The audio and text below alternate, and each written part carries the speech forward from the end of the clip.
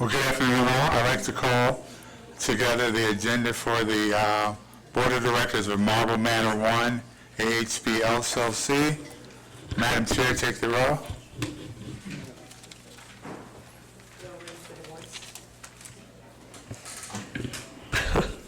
President Louis Jordan. Here.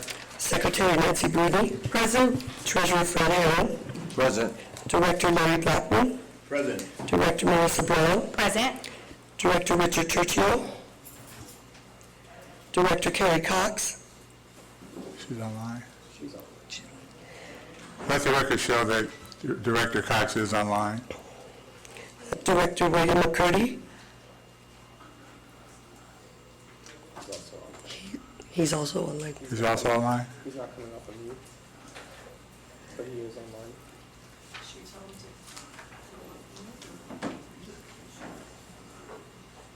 Let the record show that Director McCurdy is online.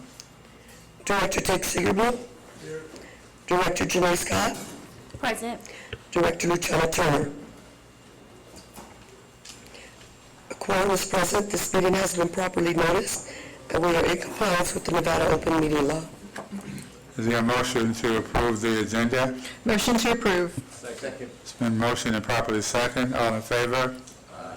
Any opposed? Aye. Aye. I am not opposed. All in favor? Any opposed? Ayes have it, the agenda is approved. Now it's time for public comment. Comment must be limited to matters on the agenda for action. Are there any public comments on the Marble Manor agenda? Seeing none, public comments closed. Next item, approval of Marble Manor 1 AHP. Who's going to do that one? Karen, presented by Karen Schnapp.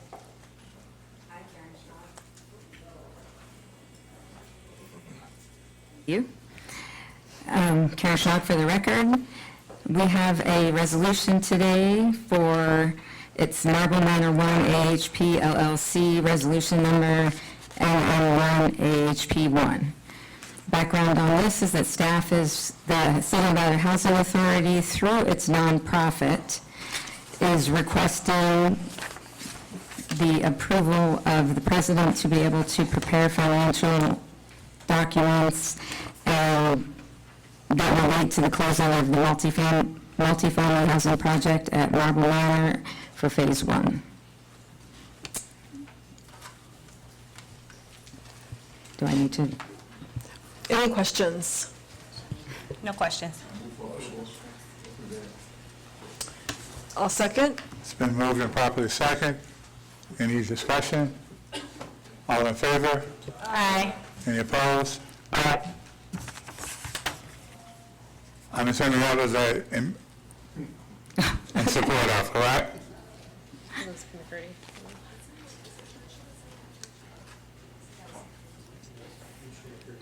Yes, I'm in support.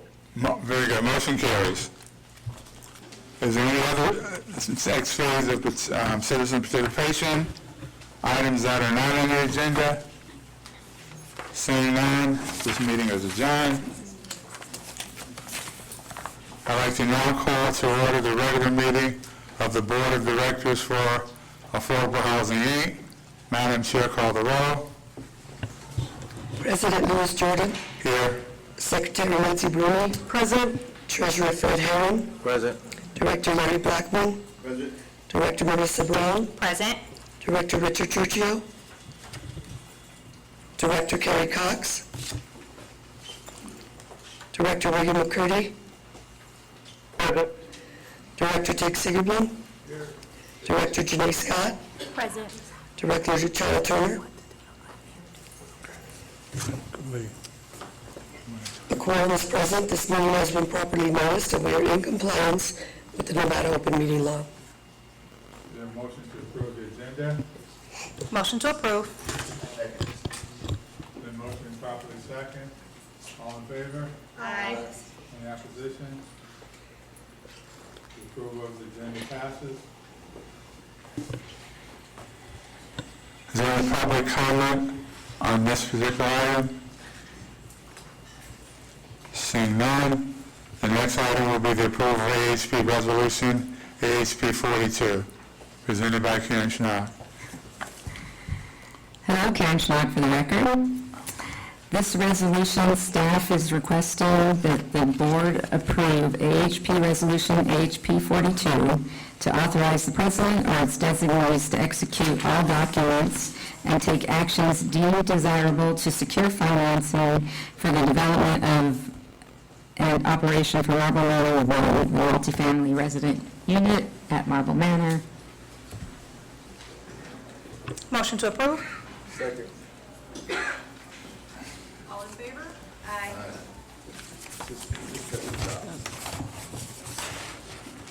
I'm sorry. No, I was just saying, it's your job to say all in favor. Oh, all in favor? Okay. Any opposed? Aye. Thank you. Okay, next. Perfect. All right, so we got it in there, good. So the next item is citizen participation on this agenda. Seeing none, the meeting is adjourned. Let the record show that Commissioner Turner, or Director Turner, isn't present today. Okay, turn it over to you, Madam Chair. All right, I'm going to call the meeting of the Southern Nevada Regional Housing Authority Board of Directors to order at 3:08 on Thursday. Let's stand for the Pledge of Allegiance, please.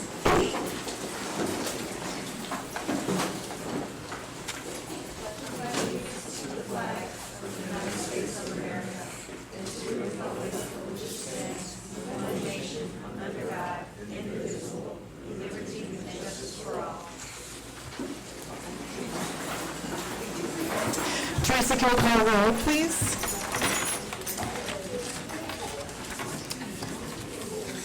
Chairperson Nancy Brody. Present. Vice Chairperson Marissa Brown. Present. Commissioner Larry Blackman. Commissioner Richard Churchill. Commissioner Kerry Cox. New Commissioner Gary Cox is online. Commissioner William McCurdy. Commissioner Dick Sigerblom. Commissioner Janae Scott. Present. Commissioner John Turner. A quorum is present. This meeting has been properly noticed, and we are in compliance with the Nevada Open Meeting Law. Thank you. I'm going to move to item number 2. Before I do, I want to turn the floor over to Executive Director Louis Jordan, because you may have realized we have a new commissioner with us. Thank you, Madam Chair. Please join us in welcoming our new Commissioner, Janae Scott. Commissioner Scott was selected out of a pool of 62 applicants. She's currently employed by our Clark County government. She has a bachelor's degree in human services, and as a commissioner, she states she would like to bridge the gap between multiple programs. Please join me in welcoming our newest Commissioner, Janae Scott.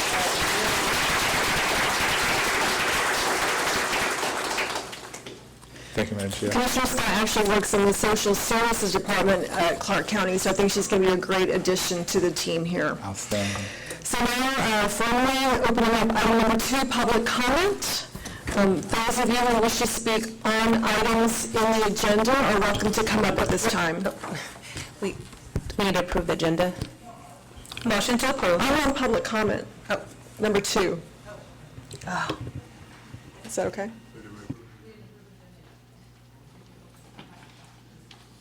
All you guys have to roll call, you gave it to me. I give it back to you. Motion to approve the agenda. Item number 4. Second.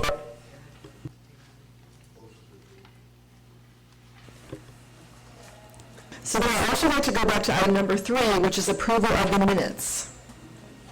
So do I have a motion to approve the board meeting minutes of October 16, 2025? Motion to approve. Motion to approve. Any discussion? Motion to approve. All in favor? Aye. Motion carries.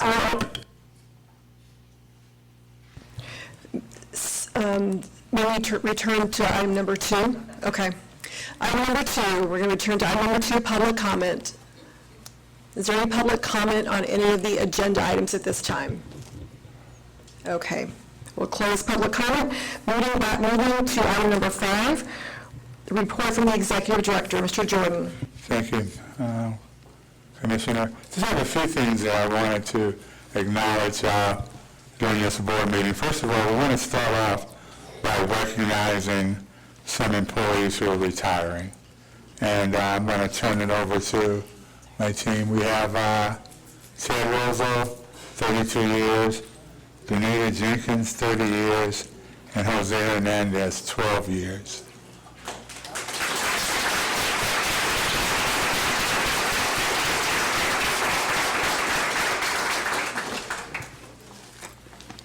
And speaking of new, our new HR director, Crystal, would you like to introduce yourself? Sure. Good afternoon. My name is Crystal Morris-Harry, and I'm excited to be here to talk about our employees and the things that they have accomplished. Starting off with our retirees, we are honored to recognize several employees who are celebrating a major milestone, and that is retirement. Each of these individuals has devoted years of service to our agency, our mission, and our community. And through their hard work, professionalism, and dedication, they have shaped the foundation that we will continue to build on today. So, as Mr. Jordan mentioned, I would like to call to the podium Ted Rozo.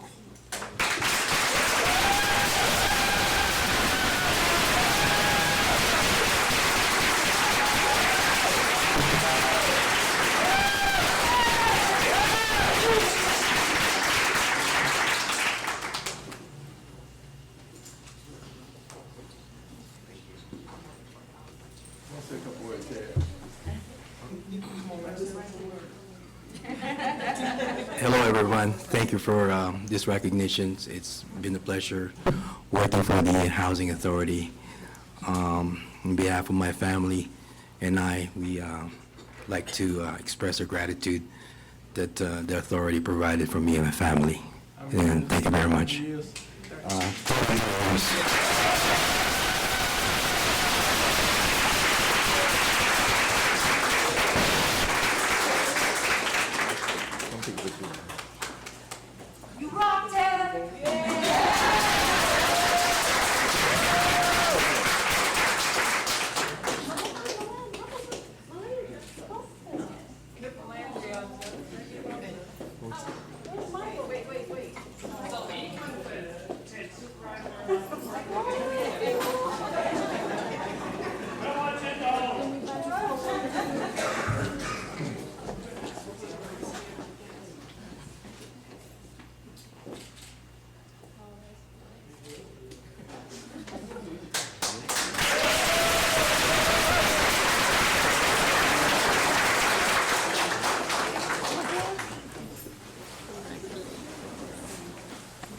OG, man. So at the end of the presentation, we're going to center up front, in front of the commissioners.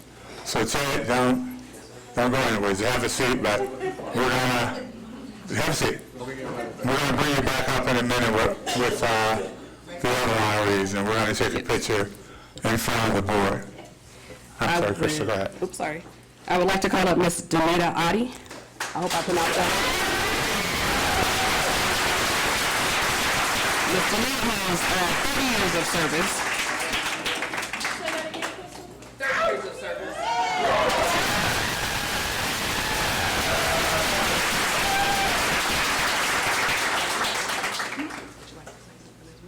Not really.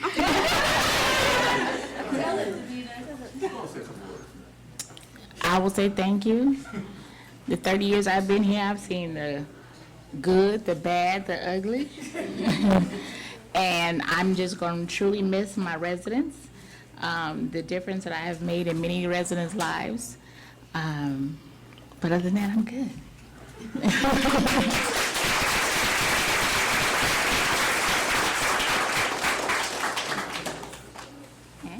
So again, I'd ask any of Danita, thank you, Danita, the leadership, if you'll please come forward. We love you, Danita!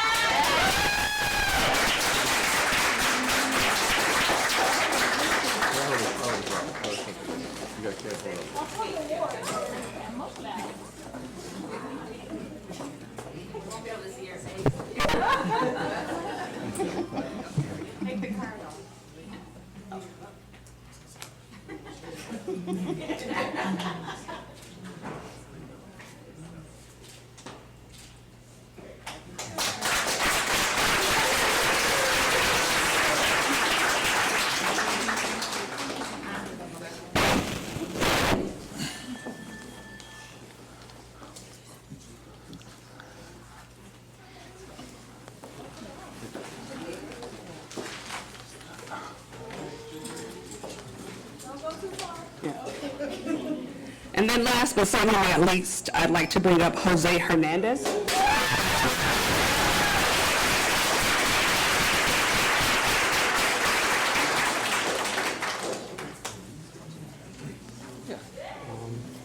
I just want to say thank you to everybody, and it's been a roller coaster, but I'm ready for retirement, so.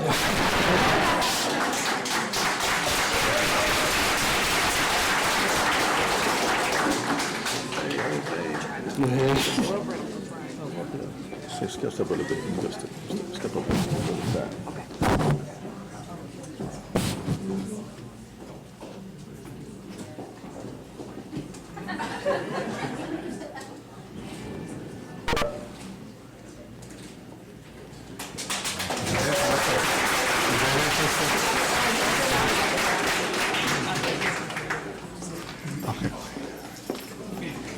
Like 20 more, sorry. I'd also like to take the time to recognize some of our team members, exceptional employees who really stepped up in a significant way for our HCB renovation project. When the project needed support, this group didn't hesitate to take ownership of the project. They brought a fresh energy and approach to the work, enthusiasm, teamwork. Their dedication ensured that the project moved forward smoothly and successfully. Their positive attitude made for an enormous difference. They're exemplary with their needs and collaboration. Lead by example, they take pride in their work. We deeply appreciate their commitment, their hard work, and their standard of excellence that they brought to the project. So I'd like to call you forward to receive a certificate. I'll start with Jason Bowman.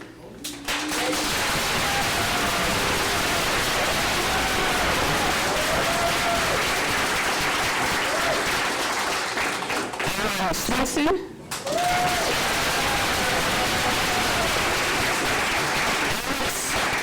I'm sorry, I'm going to mess up your last name. Alex Bentoncourt.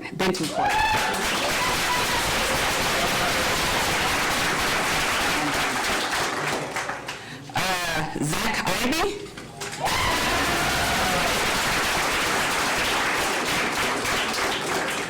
Henry Rodriguez.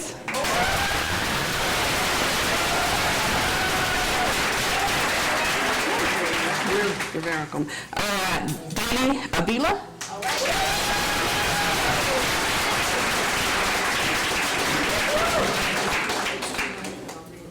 Ricardo.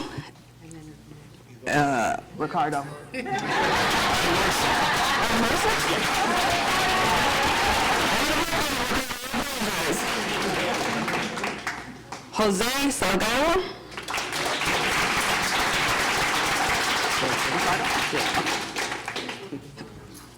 Wilmer Castro.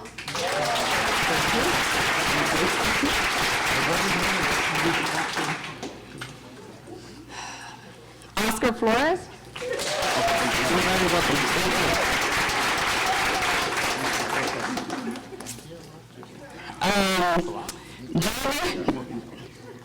Libras. Thank you.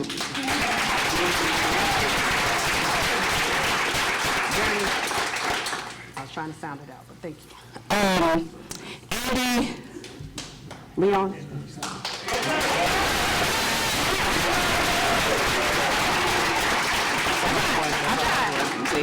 I tried. And Gilbert Barber.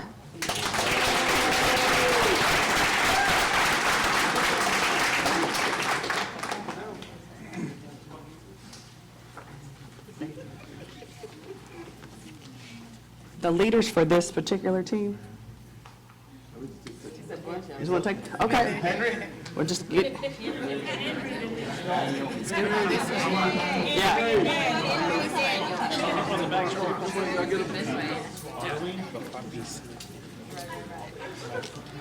How come my shirt's gotta be white? Get in.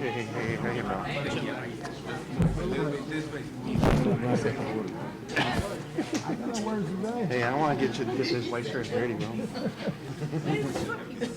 Come on. Right in front, right by Danny, that's where you're going. Wait.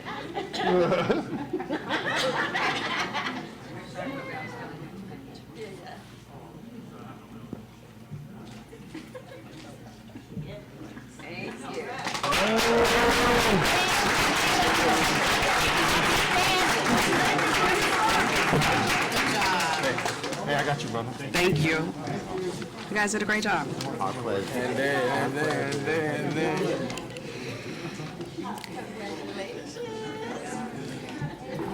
All right, I'm almost done. The last group of employees I'd like to recognize and honor today are a group of employees who demonstrated extraordinary character in an unexpected moment. While going about their day, they encountered a situation where someone in our community needed help.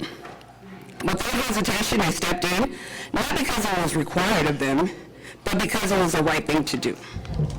Their actions reflected compassion, integrity, and a commitment to serving others. We are grateful for their willingness to act, their courage, and their example that they set for all of us. They actually help prevent a citizen from being harmed. And so we'd like to recognize them. Adam Harbison.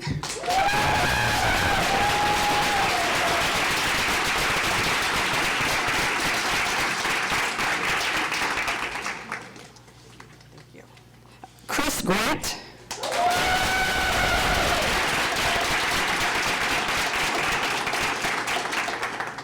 Adam, don't go too far. Wendy Newton.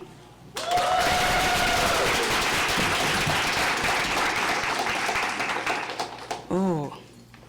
How do you pronounce her name? Okay, thank you. Antasia.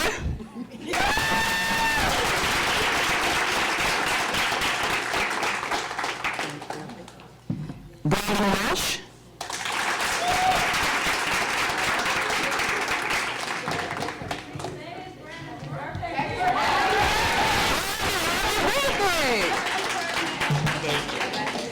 And Dawn Walker.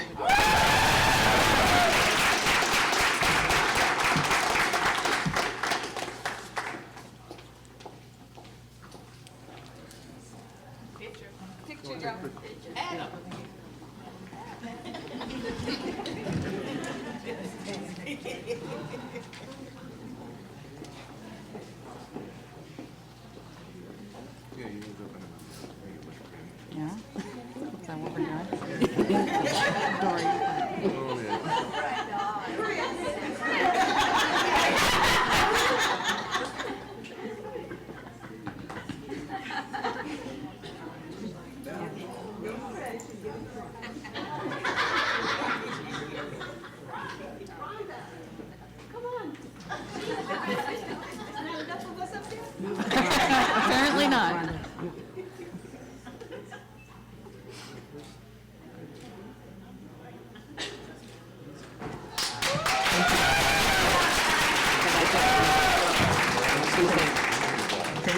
Can we have the retirees come back up, please? The retirees, are they all still here?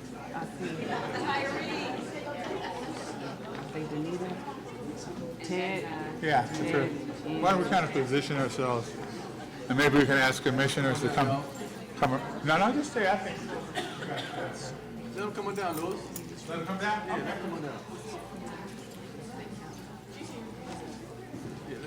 But are you coming up here? What you doing? You coming up here?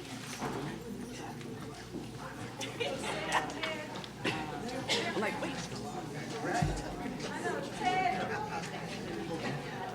You guys get in front.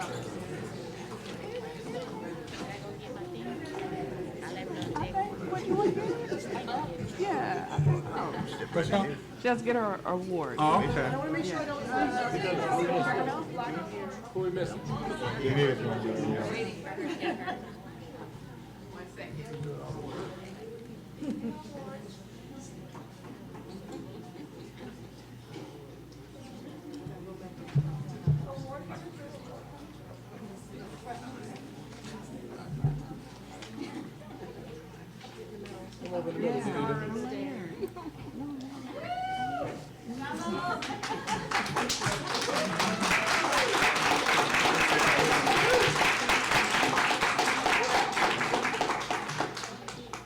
Video camera.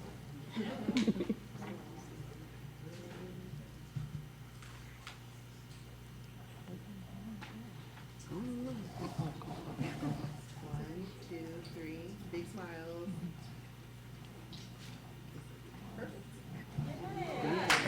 Very good.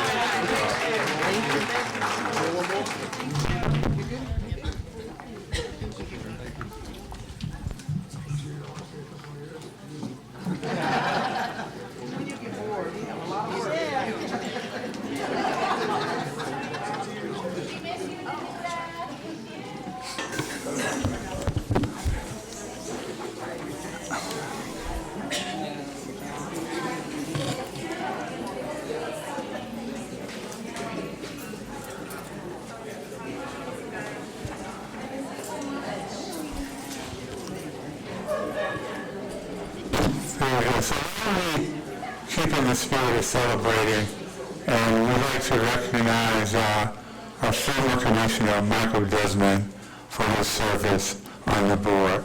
And Paula has a little item to celebrate, and Madam Chair, I'll turn it over to you to poll the board and their comments as well. Okay, thank you, Mr. Jordan. Did you have some remarks? Or I just was going to read the inscription for you guys.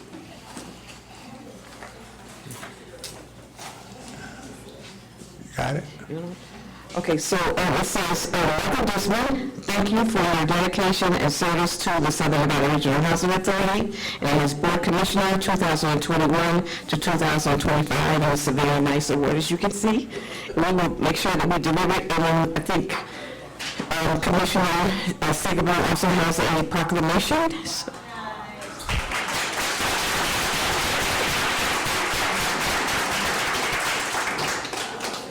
So on behalf of the County Commission, we want to thank him for service. And normally I would say this is a get out of free jail card, but since he's not here, it's more than today. It's get out of free jail for the rest of his career. So thank you so much.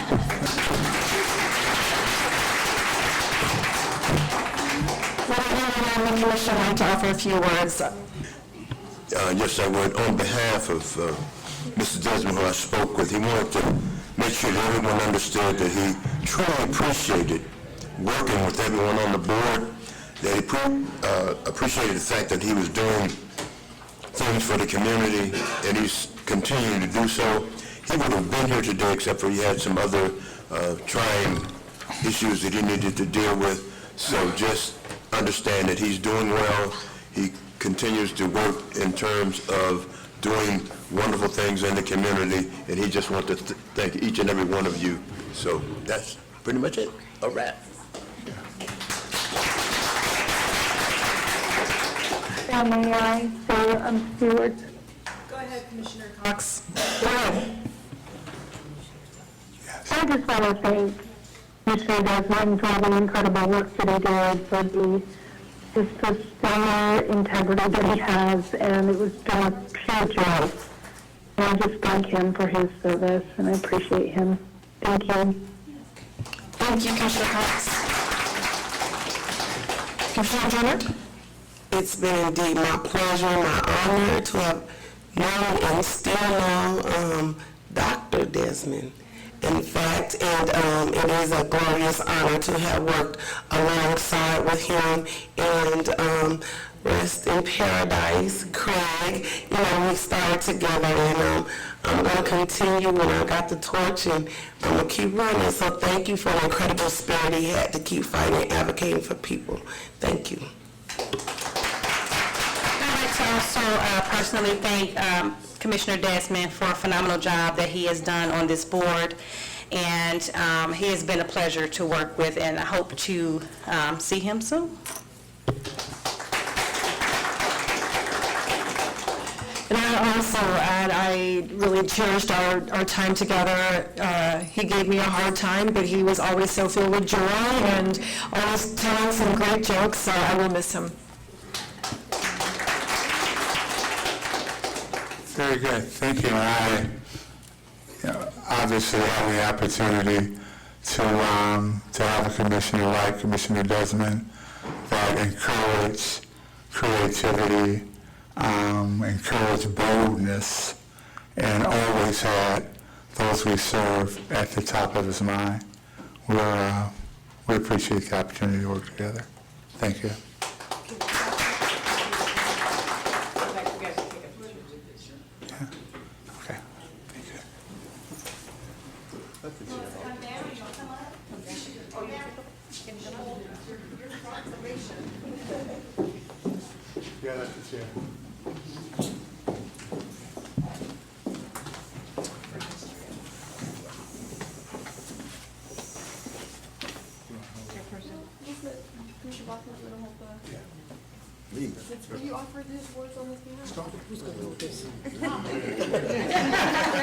Uh-oh, sorry, baby. Come on, please look at it.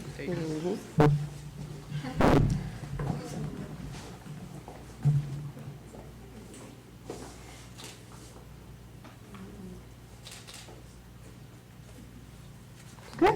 All right. All right, thank you.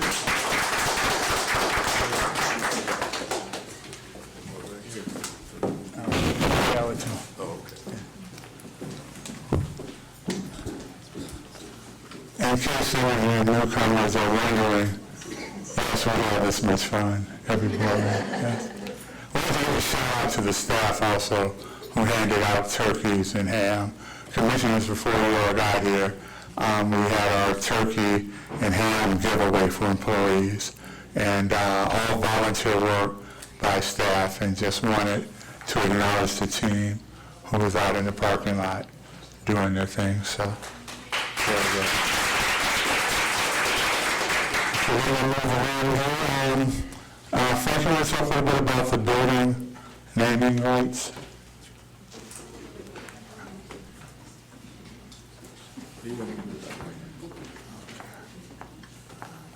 Good afternoon, Frank Stafford, Director of Development Modernization.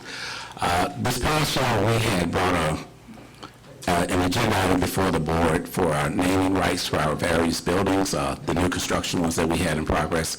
So that was approved, and we named the Senator Joe Neal Apartments as part of that agenda item. So we currently have 28th and Sunrise, which is located over in the East Las Vegas area, and Duncan and Edwards, which is located over, I guess that would be kind of like the northwest. Those two projects are currently under construction, scheduled to start turning over units between March and August of next year. So we have put an announcement on our website for residents, citizens, commissioners, whoever, to go on and basically, complete an application for naming rights for that. That item will stay open for 2 weeks. December 4th is the closing date. And then at that time, the application will be reviewed, and they'll select naming rights, which of course the board will be part of that process. Any questions? Any questions? No question. Good. Roseanne, would you like to speak on the HCV payment standards?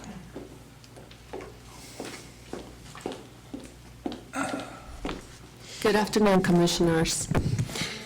So, HUD has released the fair market rates for 2026, and some of the FMR amounts have decreased, so which could result in a higher tenant portion if we change the permit standards as they are. So, in order to prevent any negative impact on participants, we're now going to change the permit standard that we're currently using, the 2025, and we're going to keep the same amount so there's no negative impact in participants. So here is what we're going to be doing. So that's this payment schedule is going to be effective January 1st. And that's it. Any Do we have a questions? copy of this on the slide or whatever you have available? Email to us, please. I'm sure, yes, absolutely. Thank you. Can I ask a follow-up question? So if the amounts have decreased, but you're not going to change, then who's absorbing, I guess, the difference? Are we absorbing the difference? So the FMR is, we'll have a payment standard, so there's an increase in the percentage. So that's not, we are taking the payment. We are paying the difference. There's no really difference. It's the payment standard that we were using last year, so it's not going to be affected. Thank you. Thank you, Rosa. And then we have our update on the Choice Neighborhood Initiative with Roy Parks and Karen. Are you doing that one? No, it's great. Roy, are you here? I'm here. Can you introduce yourself, please? Hello, I'm Ray Parks. I'm with EGP Consulting Group, and we are serving as program manager, supporting the city and the housing authority on the implementation of this grant. Before the successful grant application, and then prior to that, we led the master planning process that resulted in the plan. So we've been working with you all for a little bit of time now. So that's who I am.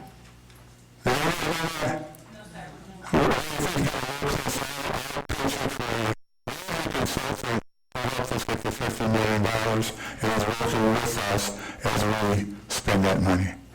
Very good. Okay. So in terms of the updates, we are on track to close our first phase. This is the residential phase that will deliver 138 total units. We're looking to close hopefully before the end of this year. We were a little delayed because of the government shutdown, but as of today, our best projection right now is that we should close before the end of the year based on our conversations with HUD. Once that phase is closed, then we are looking to deliver those first set of units by 2027. And if you remember, the entire plan includes the delivery of 627 total units over 5 phases, and so it's very important to get this first phase under construction. I will say that demolition for the first phase is nearing completion, and then the expectation is that we will be looking to close the second residential phase sometime middle to late of next year. And if we're lucky, we will then be hoping to close one phase every year after that to make up some ground on the construction schedule. The major issue on housing is just money, right? So we've got a housing plan that is over $300 million to construct, and so we're chipping away one phase at a time, but it's a constant effort to identify financing. So that's housing. On the relocation side, which is related to housing, we have completed the relocation of the first residential phase, and the relocation team is actively working with families in the second and third phases right now to make way for demolition next year and then construction thereafter. When it comes on to the human services part of this plan, as you all know, the Housing Authority transitioned away from its original lead partner to provide case management services, and are now delivering that program in-house. It's been a relatively smooth transition since HUD approved that transition, and the team is on track to deliver a revised plan to HUD in February or thereabouts of next year. And then the last update that I wanted to give is just to remind the board that this choice effort is really embedded within the 100 Plan in Action effort. And this is really, the redevelopment of the Marble Manor is really one of several anchor projects within that broader initiative. And I'm happy to report that there has been significant progress on the neighborhood front. The neighborhood plan elements are being led and coordinated by the city. So, for example, the Nevada Workforce Education and Training Center opened earlier this year, and classes are expected to begin this fall. That's about a $60 million project that this choice neighborhood effort is leveraging. There is also progress underway for the new West Las Vegas Library. This is another major $39 million investment in the neighborhood that is also aligned with the choice effort.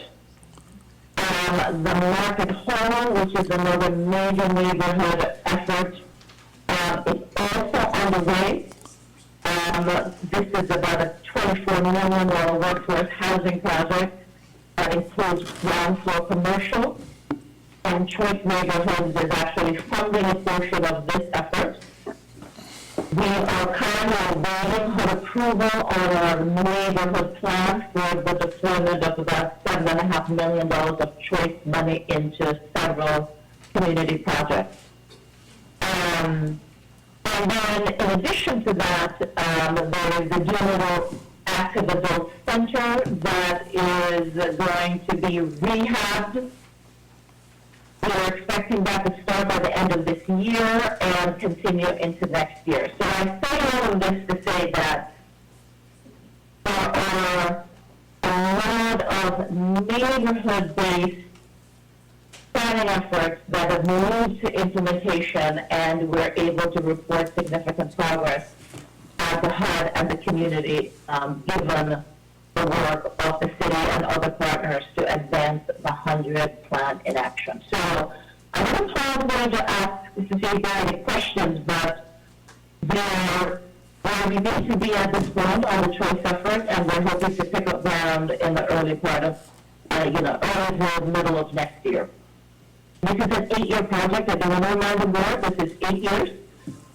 So the 627 units that we have promised to HUD, we're expected to deliver those over 8 years. Yes. Commissioner Turner. Yes, I would like to know, and this might be an agency question more than your question, Ms. Parks, but if you can tell me how many small businesses have been impacted by the Choice Neighborhood Voucher, how many businesses have come online, assisted to help in construction, how many persons or businesses have actually hired Section 3 workers, especially for a resident pool or through the FIT, the FLEX program that we have. I would like to know how has this been impactful so far to bringing back the work back to the community, that they can benefit off the workforce housing and the work that's being generated within our community. Sure. So I do want to remind you that we've not yet started construction on the first phase.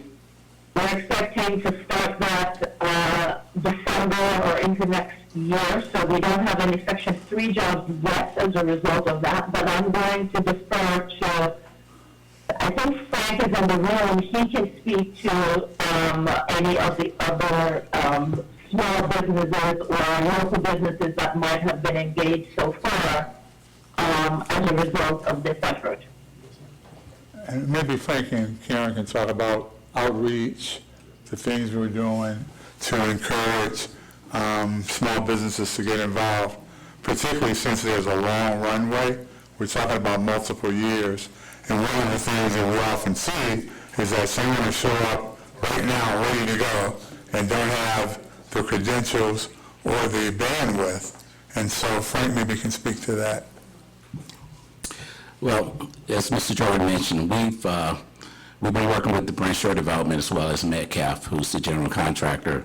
We did numerous outreach sessions throughout the community. We did a large session over at Community College on Charleston. We worked with the Shepherd's breakfast team, identifying contractors. So at this point, we haven't started any construction except for the demolition, the demolition that occurred, and that was done with a small, abatement contractor and demo.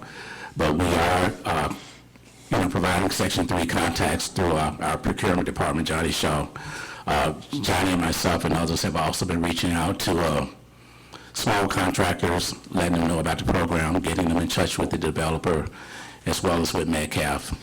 And as we move forward, hopefully we'll have, a better idea on those numbers of hires that will come out of that. But the construction has not started, and that's where the majority of the major hires will be part of that process. Metcalf ensures that they're dedicated to trying to reach out and bring in, community members as well as small contractors, and we'll just keep a close eye and monitor that process. Frank, can you speak to me? You gave us a wonderful presentation on the the common areas of the building. Is that contractor is that company under contract yet, or help me understand where we are? Oh, yes, and I don't want to mess her name, Tevangelia. We met her through some of the first neighborhood meetings that we held over at the 80 Guy Center, and she has been brought on board with KME Architects as well as their other partner. She met with our department a couple of weeks ago for interior decorating, has some great ideas, great plans, and KME Architects, Brent Shore, is working very closely with her. So she is on board. She has a contract. She is working. Thank you. Commissioner Scott and then Commissioner Blackman. This work is very near and dear to me. I guess my question would be, what is the relocation process for these tenants? Aside from the suit that I wear today, every day I'm out in the streets, helping people get off the streets, helping people with housing, get into shelters. So this is something, like I said, is really important, and I would like to know what that process would be like once they are in the relocation after demolition. Okay, yeah. Thank you. Good afternoon. Kathy Thomas, I'm the Chief Housing Officer here at the Southern Nevada Regional Housing Authority, and I oversee the team and the contractors who are handling the relocation. So every resident who was in place on the date of award has first right of refusal, meaning they can come back if they choose.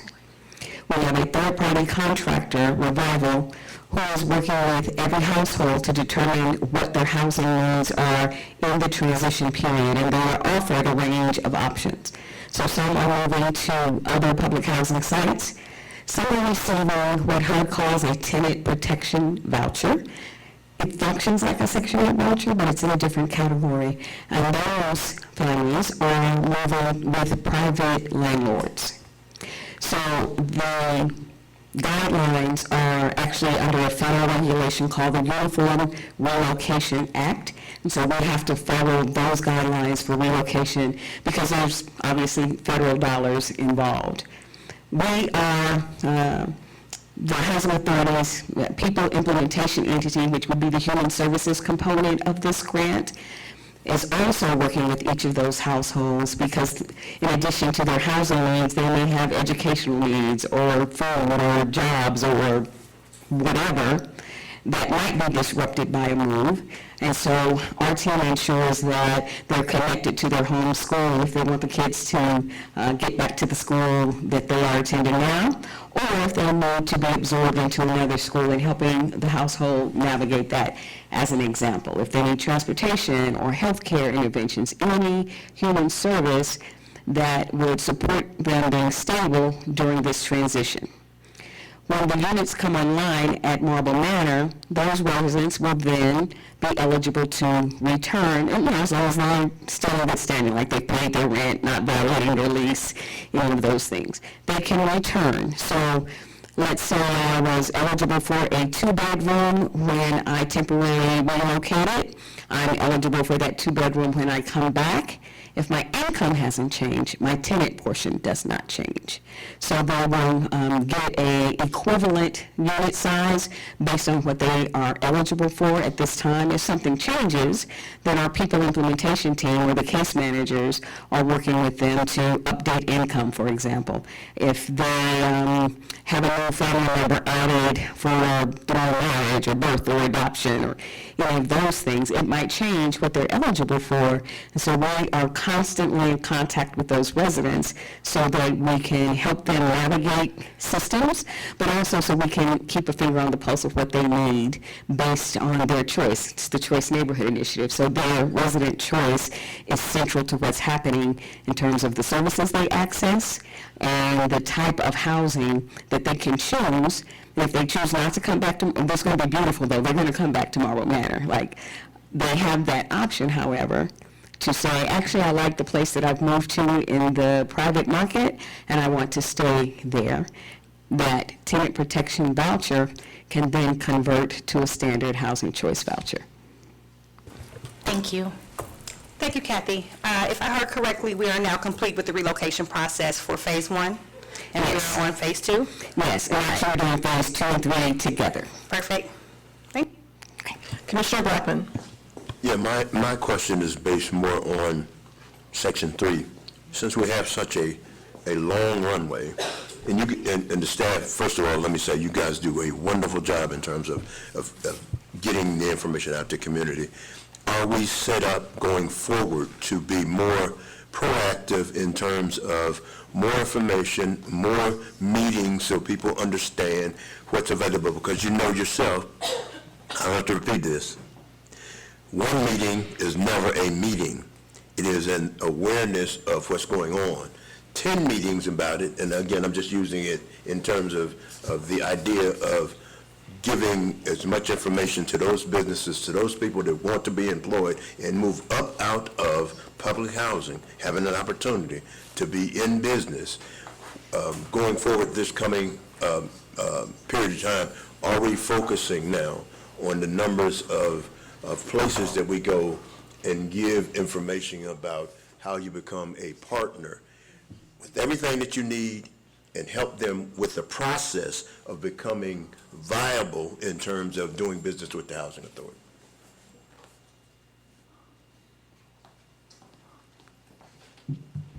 In addition to, thank you, Karen Schnog, for the record. Thank you for that question. We are committed to having that long runway because we've talked about that before. And actually, Brinshaw and our marketing team is putting together a online website and some online live courses, to kind of a live conference, to be able to take people through the process and gauge where they are, and then hopefully provide additional services. So we do have more plans coming to support the businesses. I think Frank wanted to also mention the Flex program. No, I was just going to mention that Section 3, of course, that's going to be an ongoing process doing outreach with our residents. But as you know, we have the Flex Flex program that's underway. So that would probably also be another feeder for Section 3 workers.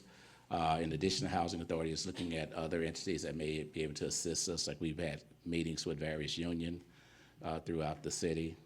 And that could also be another resource that we could use to help get our people trained so that they're ready for the jobs when they become available.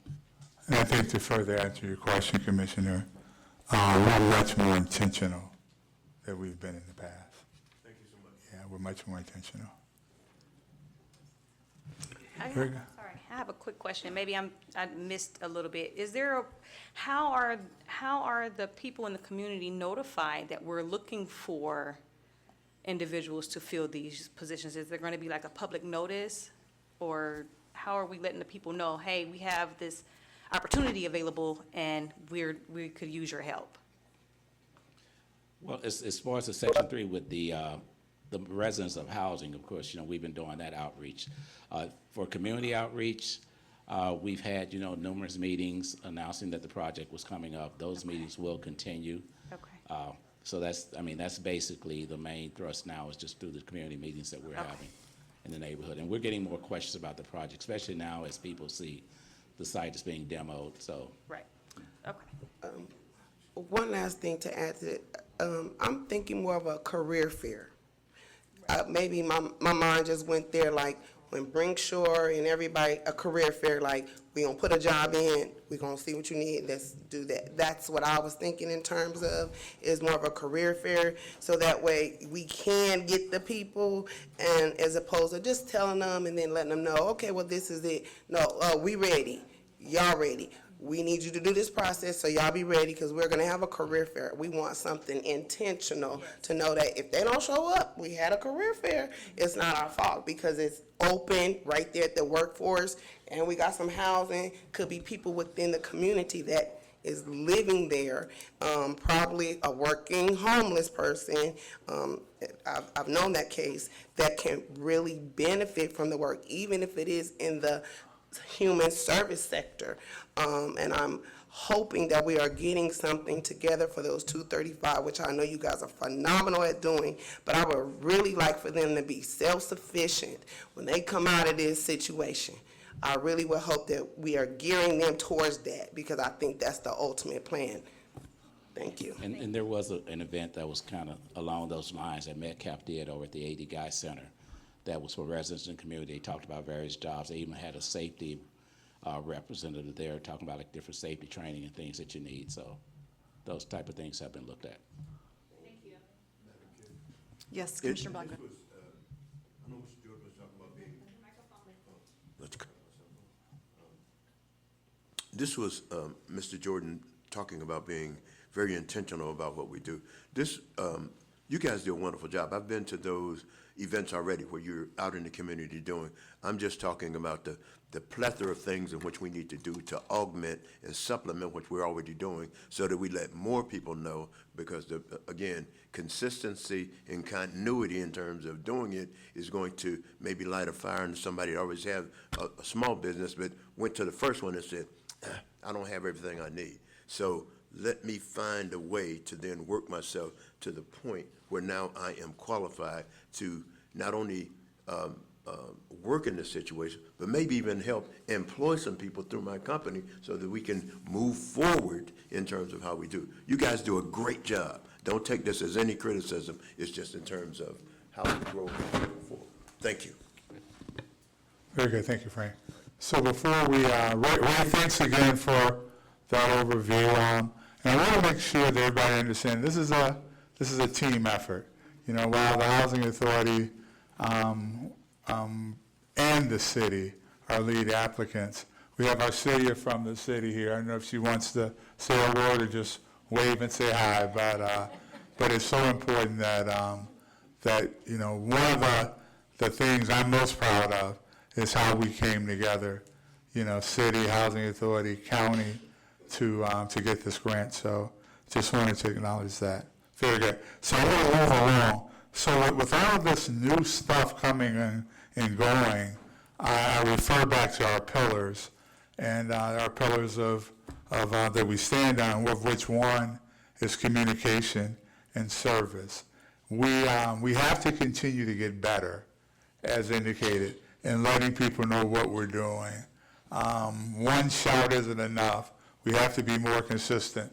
I'm going to invite Dino from our IT department up to talk very briefly about some really exciting things we're doing with technology and the intranet. Dino? Good afternoon, Commissioners. Dino Enriquez, Director of IT. I'll be showcasing 2 new applications that the IT department has been working on for the last few months.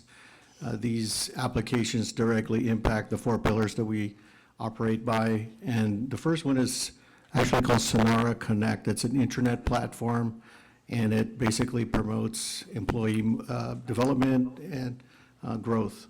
And so before we go into a short tour, I want to show you a short video trailer that I sent agency-wide 2 weeks ago announcing this.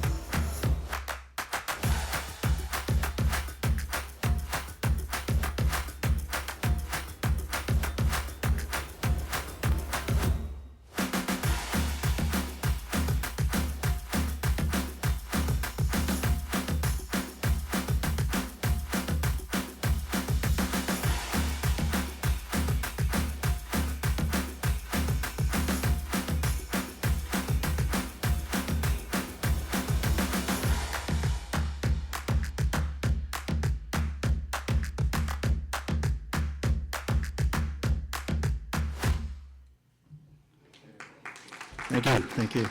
So we went live yesterday. We've been on this platform for 24 hours, and so far it's been great. We're going to show you a couple of the high-level pages on the internet. So this is the home page right here. This is what everyone gets when they log in. So these are the applications that we all use here. If you scroll down, you'll see everything that we use. There's a description of each application, so when a new hire comes in, they understand what it's used for, and you can simply click on it and it'll launch it. You can also book meeting rooms.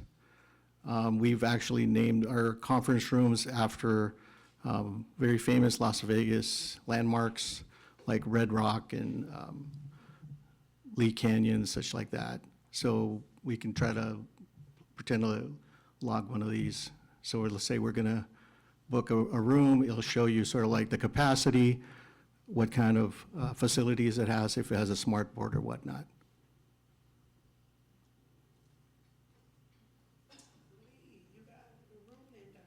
Yeah.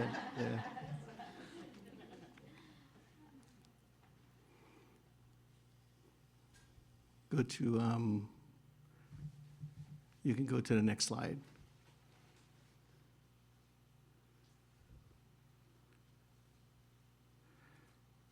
And these are our 4 pillars, as you know. This particular application, obviously, it promotes employee development and growth. The second application that we'll be doing will be dealing with customer service.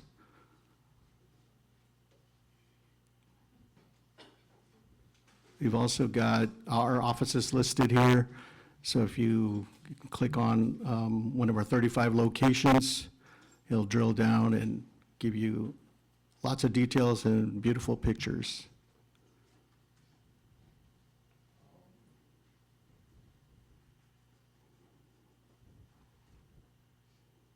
Then we've also got a page for you folks. We've got you listed here. Yep. Oh, we got you already. We work fast. And of course, our leadership team.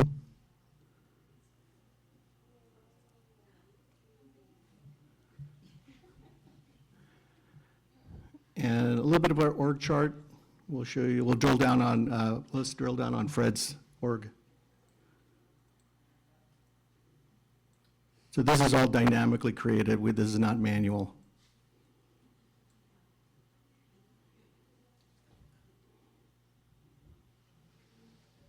And then we can start showing you a couple of the department pages. This is the executive office.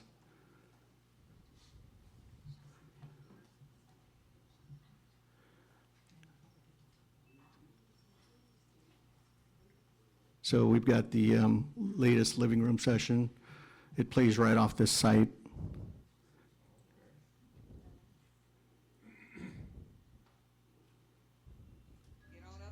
Living room. Welcome. There you go. Welcome. You can hear Kathy. It's the second Monday, y'all. We do this second Monday of every month. We could show a couple other departments. The human resources, it's got lots of great information. We've got this sneaker ball event for employees. Veterans Day that just passed.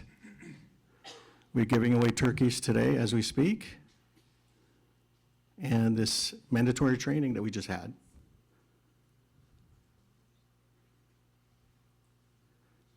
And this is modernization. This is a really cool site. I like what they did here at the bottom, where it's very collaborative. They're basically allowing people to post pictures or upload pictures of properties and such, so.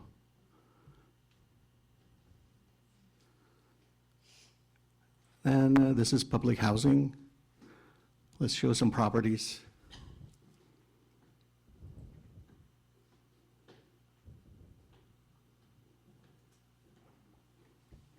So again, great for a new employee who comes on. They can learn really quickly what we're all about.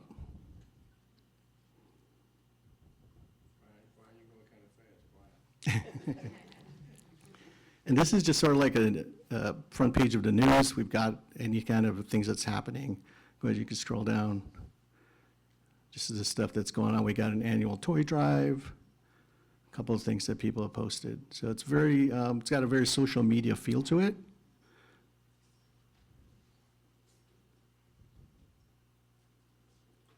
And then this is meetings and events, so it's kind of like a company calendar. Go down, you could see holidays, Thanksgiving, of course, Family Day next week.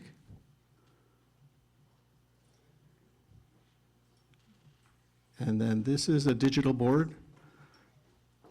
So people can post things like there's a holiday toy drive. We're looking for judges for the best sneakers. And we're looking for a magician if you know one.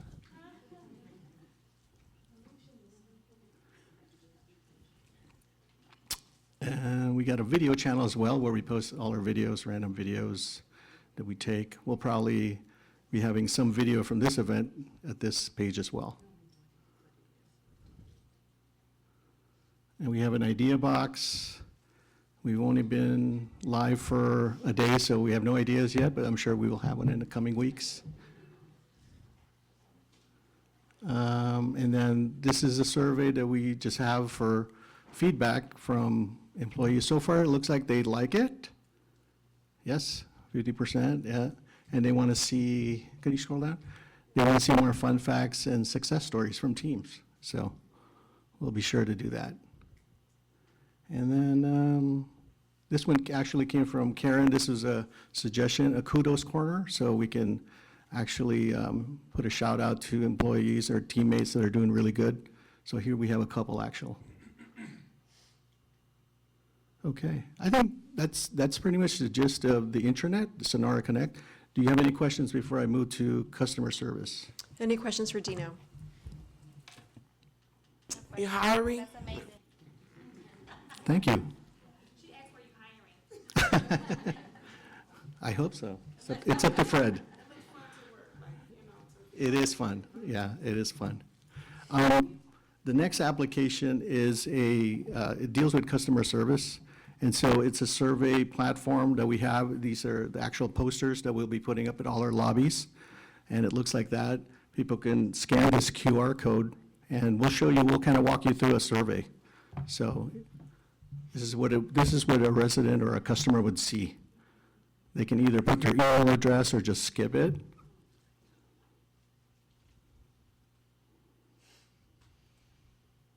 And they would answer these questions, very simple, just click 1 to 5.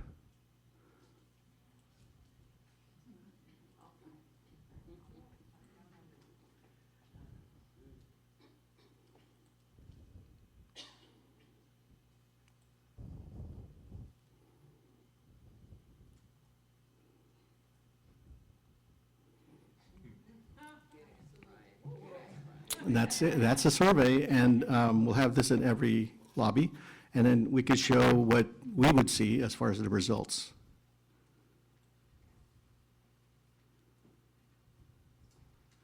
So here we have, it's based on weekly, about our CSAT score is about 81%. 81% of people liked us. Obviously, this is not real data yet. We're not live. But go ahead and highlight one of the pillars. So it says there are 92 out of, how many responses? 13 responses. So it looks positive at this point. If you scroll down, you can actually drill down to which lobby it was. So we'll know exactly where it came from. And then if you go up to responses, you can actually show what the people actually submitted as an answer. So, and you can also, if they put their email, we'd know who they were. And then we use artificial intelligence to sort of analyze the results and kind of determine outcomes that are actionable for us. So we use Copilot. And so it'll basically take all the data that came in and kind of give us some actionable items that we can do. So let's see what it says.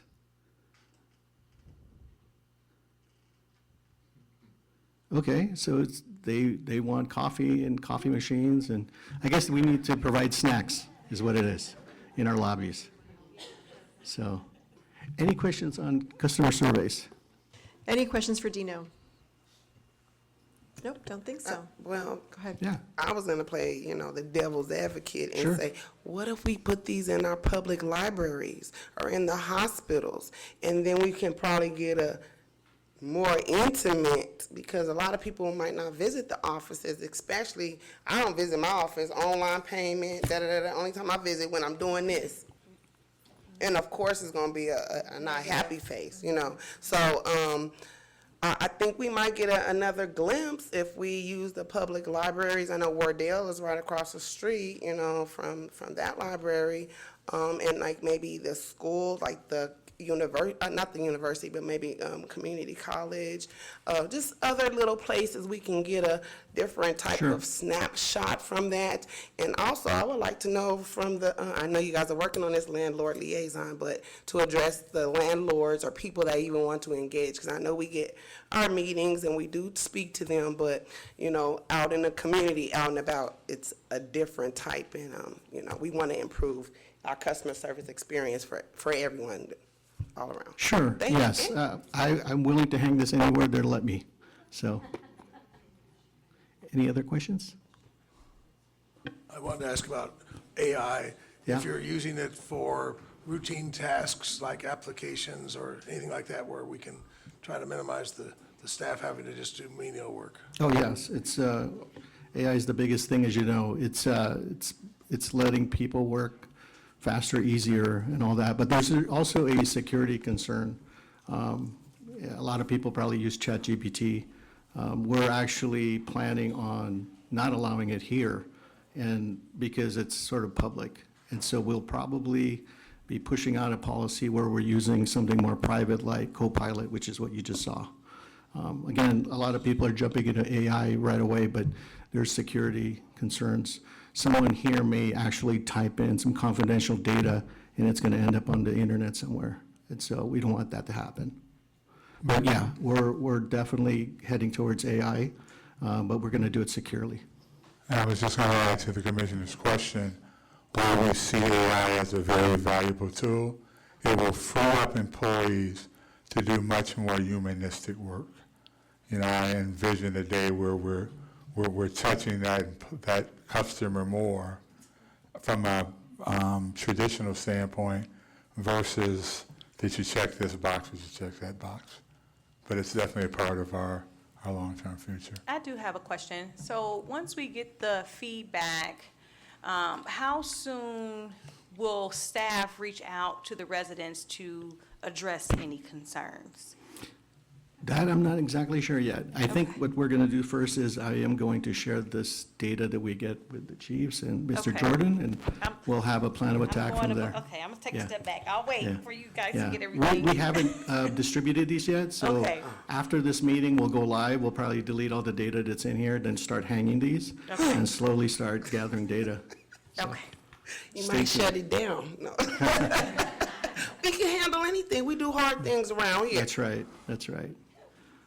Very If good. there's no more questions? Thank you very much. Thank you, Dino. Very good. Next, just a couple more items. The last few meetings, some commissioners have expressed interest in us and the work we're doing around the homeless situation. And I wanted to have Kathy come up. If you remember, Kathy owned that process when she was in the city. And there's just a lot going on around the homeless and point in time count. And just wanted to give you an update of where we were. Good afternoon. Thank you, Mr. Jordan. Kathy Thomas for the record. Commissioners, you should have a chart in front of you. And for our visitors, there's some out on the front table near the agendas. This form actually is found on the Help Hope Home website. It's part of Homelessness 101, 101, which is an introductory PowerPoint to help folks sort of understand what we do in the community as a whole. But it's an important chart because you see where that man is standing? That's where we are. If you look at the homelessness and housing continuum, we actually aren't at the front end of that work with engagement. We are actually much further along in that process, supporting the community with rental assistance and permanent housing. So that's an important backdrop. We have some guest speakers today, and we'll periodically bring folks in to talk about this entire continuum. By the way, it looks linear, but that's not how people experiencing homelessness always engage with the system, but it's an easy way to understand what happens and what's available in our community.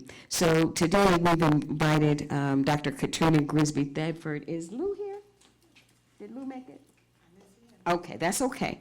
We wanted to have the Nevada Homeless Alliance and also our partners from Help of Southern Nevada who do outreach, and I'll see if he's on his way, to start at this very front end of the process, which is about outreach, engagement, and intervention work. And so we're going to start our public conversation with you there. We will be bringing in other speakers to walk us up through this process, this continuum, small c, because continuum of care is a formal HUD designation, but this is a continuum of engagement and housing, and we're going to start at the beginning, because I think that is always helpful, and these are our community partners who, we've been in the trenches together. I trust them to always take care of people, and we always want to be the organization, even if it's not us that does this work, we want to be sure that we connect with the people who are doing this work.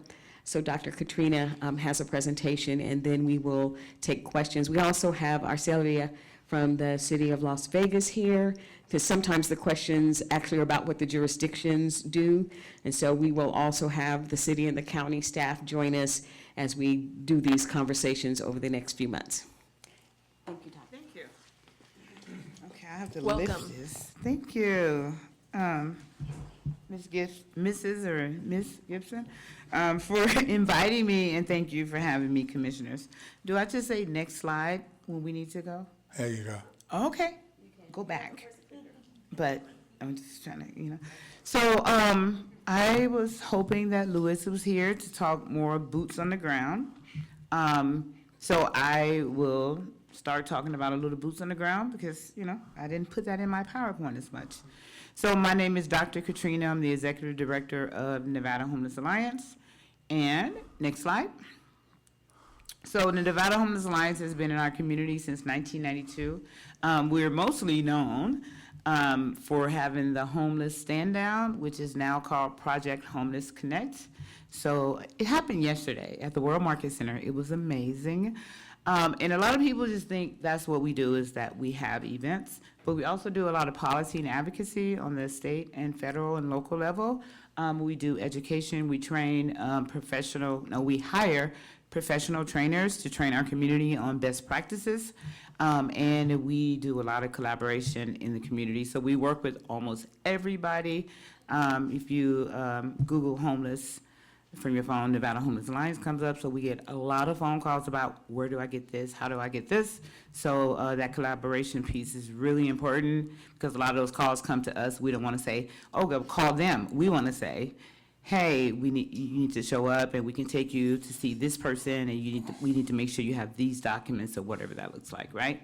We intentionally hire people with lived experience. We also contract with people with lived experience of homelessness and housing instability to assist us with making sure our services are client-centered, as well as being on like COC boards and working groups to make sure that feedback and that insight from people who've lived the crisis has some feedback and information about how to best solve it. We feel like people closest to the problem are closest to the solution.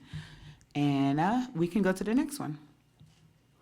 So when we hear about homelessness nowadays, right, everybody is on drugs or with mental health. So we know that substance abuse and mental health can be a cause or a condition of homelessness. So it's not always the cause. If you're sleeping outside because you're priced out of an apartment, you may have a drink every now and then. And that may become your solution, which is a public problem, so that can be a condition, right? And of course, there are some people who have substance use issues that lose their job and can't pay rent and end up on the streets, right? So we always have to, I advise people to just not listen to the message that everybody is on drugs, and drugs and mental health is the reason for homelessness. So I just gave a couple examples that I talk about. We see a lot of seniors who are experiencing homelessness nowadays, and we know what the income is for a person on Social Security or disability, and we know what the rent looks like, right? People are getting priced out. They're becoming our homeless population. There's individuals in Vegas. This is crazy. Arkansas used to have a higher minimum wage than we did. I think in 2021, we were $10.75 and they were $12. Now we're $12, I think, minimum wage.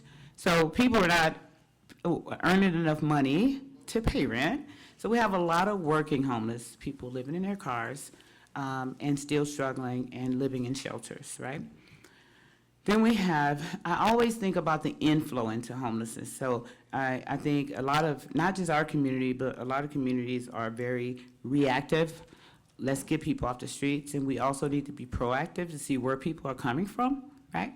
So we know people are coming, losing housing because they're priced out, and there's a lot of people coming from institutions as well. So my example is a person who's been in prison for a lot of years, no resources, nowhere really to go, but his partner, or baby mama, whatever we want to say, is living in a housing unit, and he can't go there because he's not on the lease.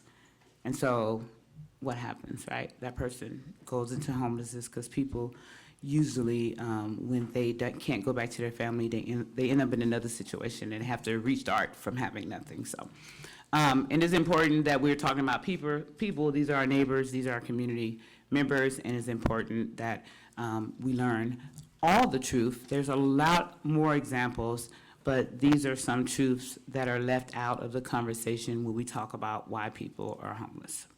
Next slide. So I wanted to highlight seniors, and this is just my average. It's probably wrong what people make on SSDI. But, you know, we at Nevada Homeless Alliance work with Straight from the Streets, and we did the 31st annual Homeless Candlelight Vigil last year, where we pay respect to the individuals who died on our streets, and it's coming up next month on December 18th.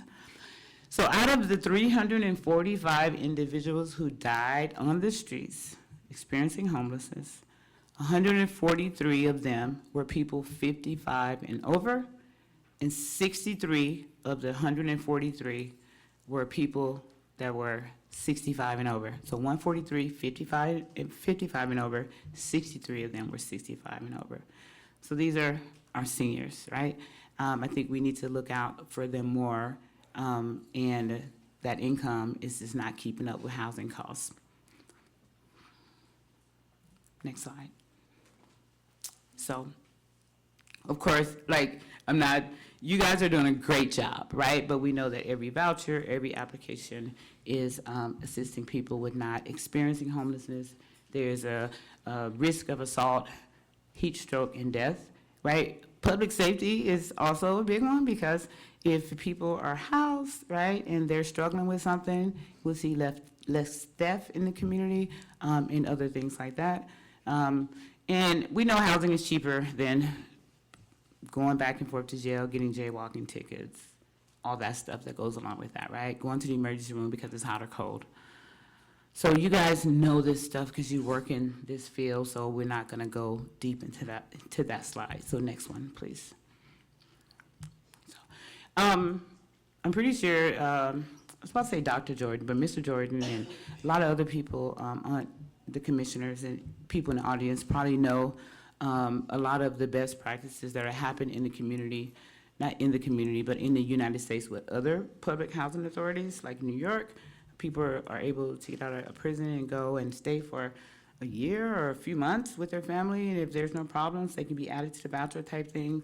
King County has a lot of different fair chance housing policies that they implemented in their housing authorities.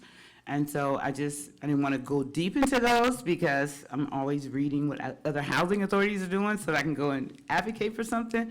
But those two stood out the most to me.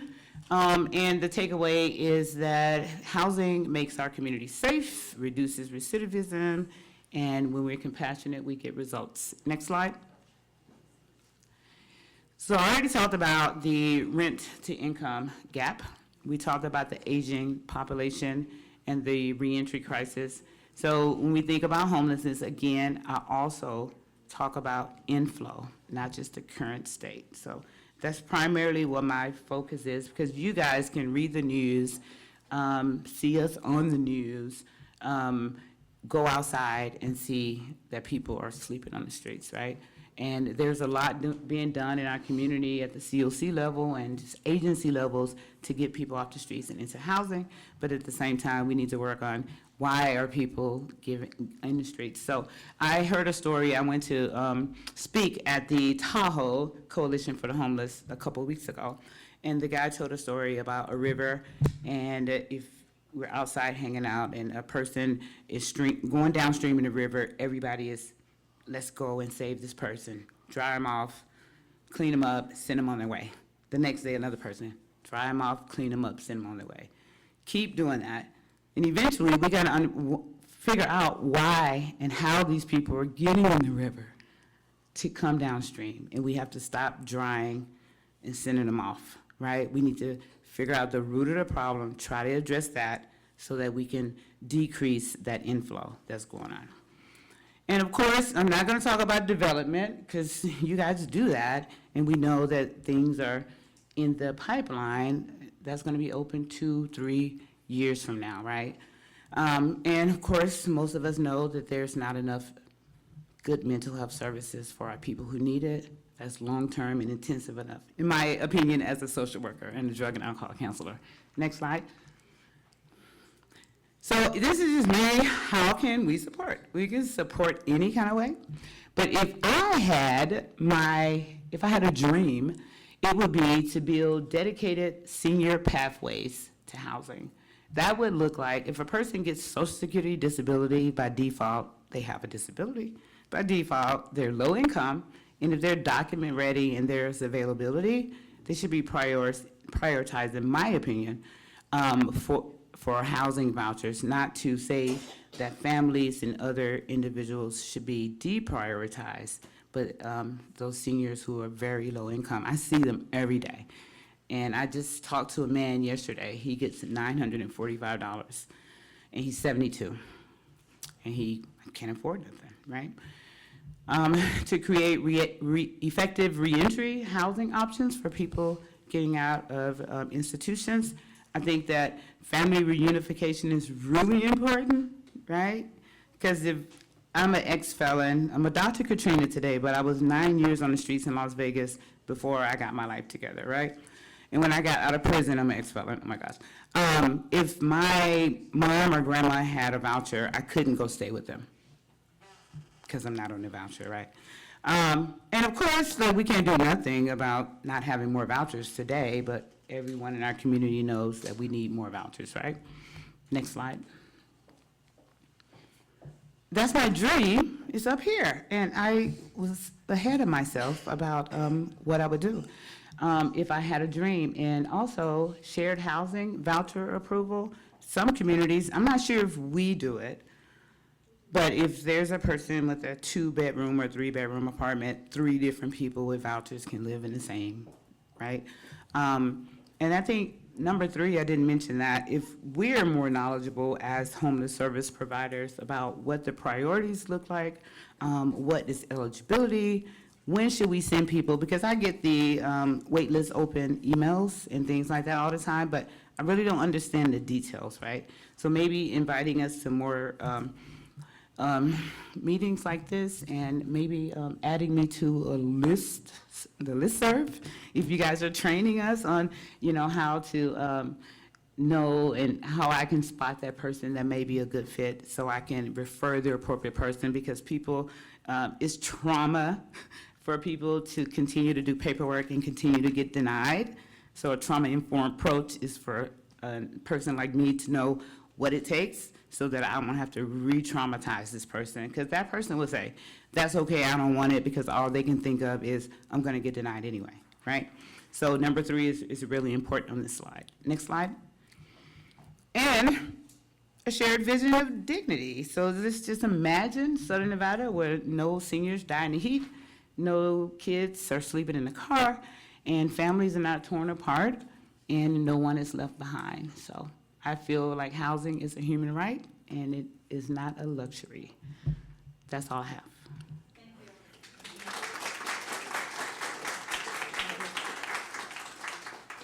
Questions for Dr. Katrina? Yes.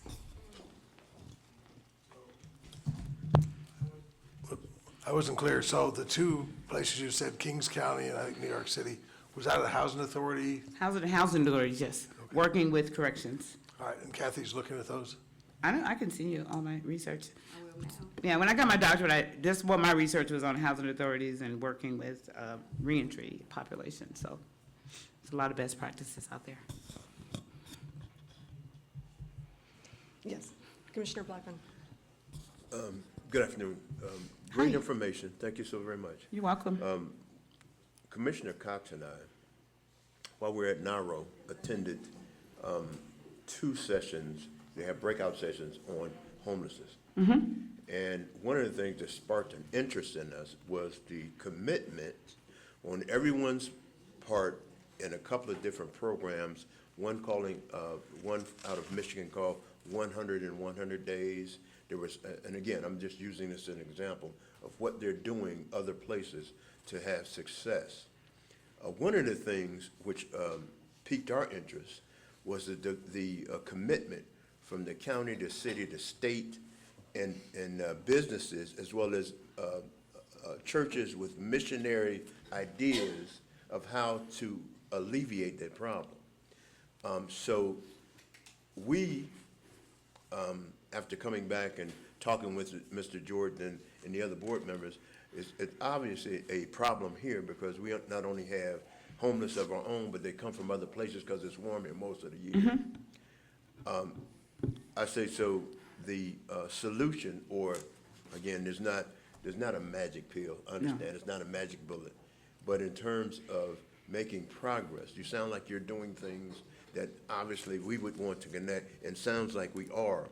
And if we can get a buy-in from the business community, from the Chamber of Commerce, from all of those, put all those entities together, and Mr. Jordan, not to give you another piece of work, but you guys do a wonderful job in terms of meshing all of that together. Maybe what we need to do is, again, and staff does a wonderful job in terms of putting those kinds of events on so that we have the resources and the information, so maybe we can do the link portion of it, and we can help some and eliminate. But thank you so very much, ma'am. You're welcome. For the presentation. So, like I mentioned earlier about collaboration, I think we, as a community, and many other communities, do a great job at like looking at risks. But we often look at risks as a reason to run. But we also have to dream a little bit because we can plan something out perfect and it doesn't turn out. So why not take a risk, right? Maybe do some pilots to see what's working, take that data, scale up, and things like that. So, we need to do risks. Look at the risks and also dream and kind of mesh that together as well, and then collaborating together because, in my opinion, housing won't solve homelessness by itself. Substance use treatment won't solve it by itself. Workforce won't solve it by itself. We all have to work together to solve it. So the collaboration piece is really important. Absolutely. Thank you. Any other questions? I will say, Commissioner Segerblum, talking to Arcelia, I think the city is the only jurisdiction right now that will provide a housing voucher, help place someone who does have a record. Would love to work with the county to maybe address that. Is that correct, Arcelia? That's why I had you here, because I knew. Oh, just, the city is the only jurisdiction that will place someone with a criminal record, ex-offender, in one of their master lease apartments. Oh, okay. So, yes, so we do house folks that have backgrounds. Oh, I'm sorry, my name is Arcelia Barajas, for the record. I don't know, I wouldn't say that, I don't know if that we're the only one. I think in terms of all of the non-congregate shelter programs that we work with the county, I know they do run background, they do run scope, and so they do sometimes also do some preliminary drug testing and stuff. So yes, right now, for our programs, we don't run background for our master lease programs, and then, of course, the courtyard is low barrier, so anybody can come in without a background check. Be good to work with the county on looking at that. And I know Senator Neal has had a couple of bills to try to address fair housing issues as well. Go ahead. The county actually does also work with people with criminal backgrounds. We do run a background check when placing individuals into our non-congregate shelters. However, we have shelters specifically for individuals with those violent crimes, tier 2, 3, and 4 sex offenders. We have specific shelters for those individuals as well. I didn't know that, so I learned something new today. Thank you. And then one last quick question. We have about 8,000 folks who are unhoused. Do you know what percentage are seniors of the 8,000? I think it's on the paper, so that is a point in time count, and so that was on that day and that year on that night. And so that's just an average number. It's probably 3 times that in real life. In reality. So really quick, the next point in time count will be January 29th, right here. And we're gonna start at 4 a.m. and deploy at 5, I'm looking at the city, and deploy at 5. So we, HUD requires this happen every 2 years.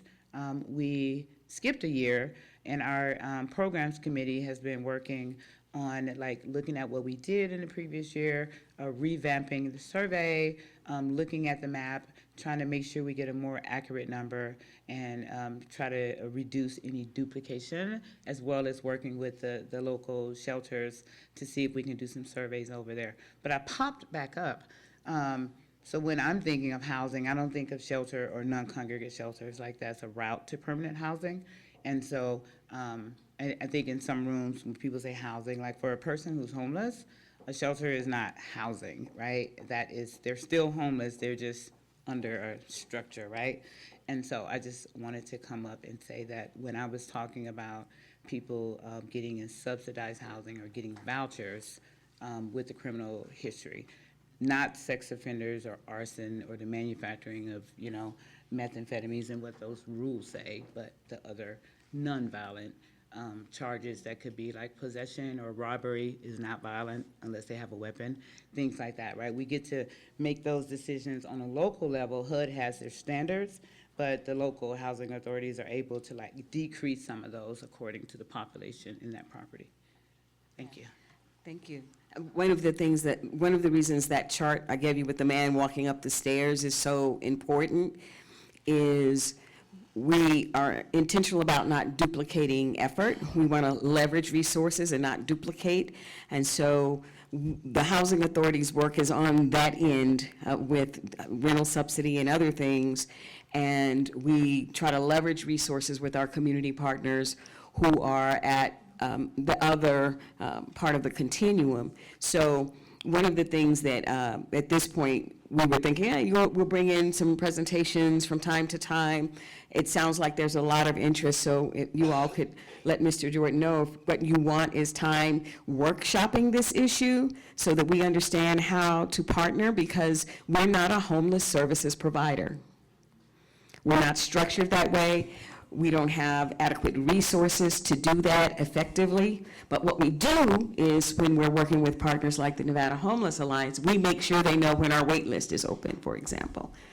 We can collaborate in ways that are about increasing knowledge base, but our role isn't homelessness services. Our role is affordable housing.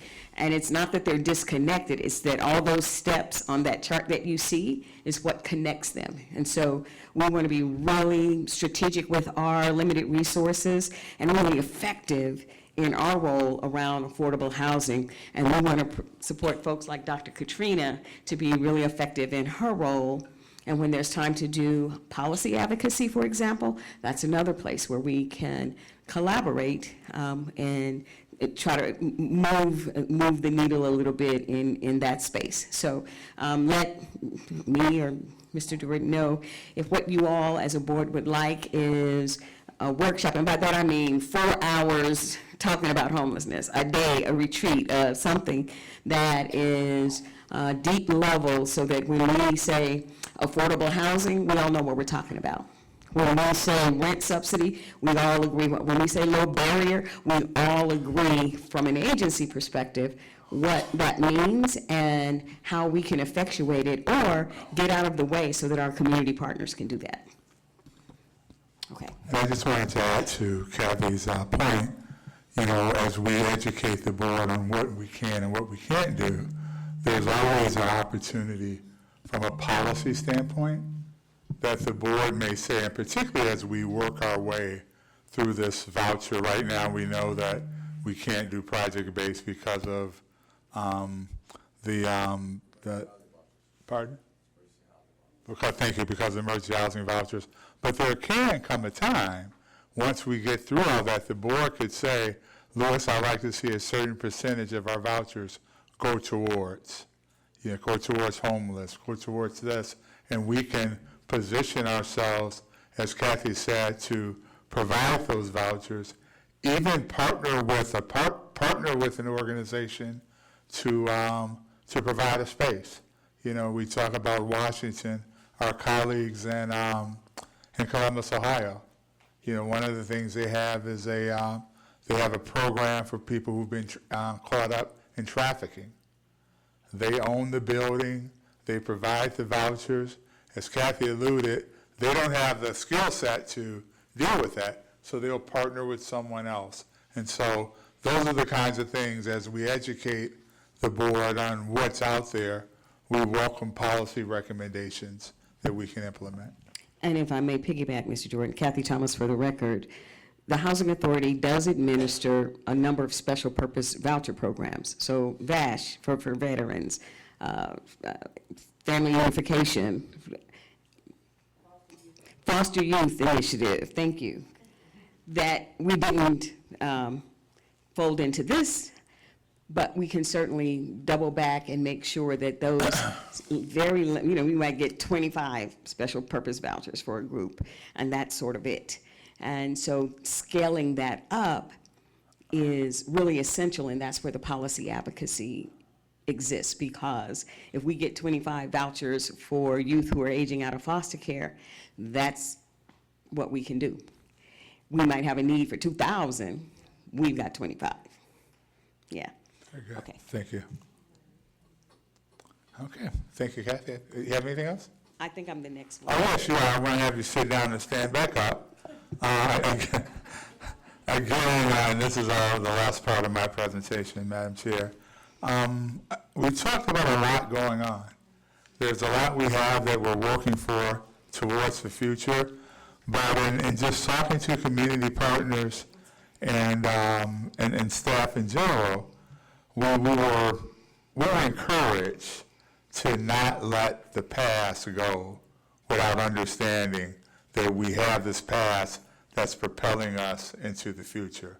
And with that being said, team put together an application, and Kathy will talk a little bit about that communication strategy that we got an award for. Thank you, Mr. Jordan. Kathy Thomas for the record, Chief Housing Officer.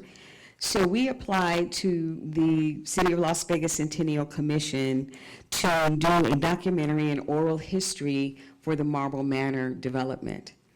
What we consistently hear from residents about the protective factors, that was a safe place. It was a foundation for families.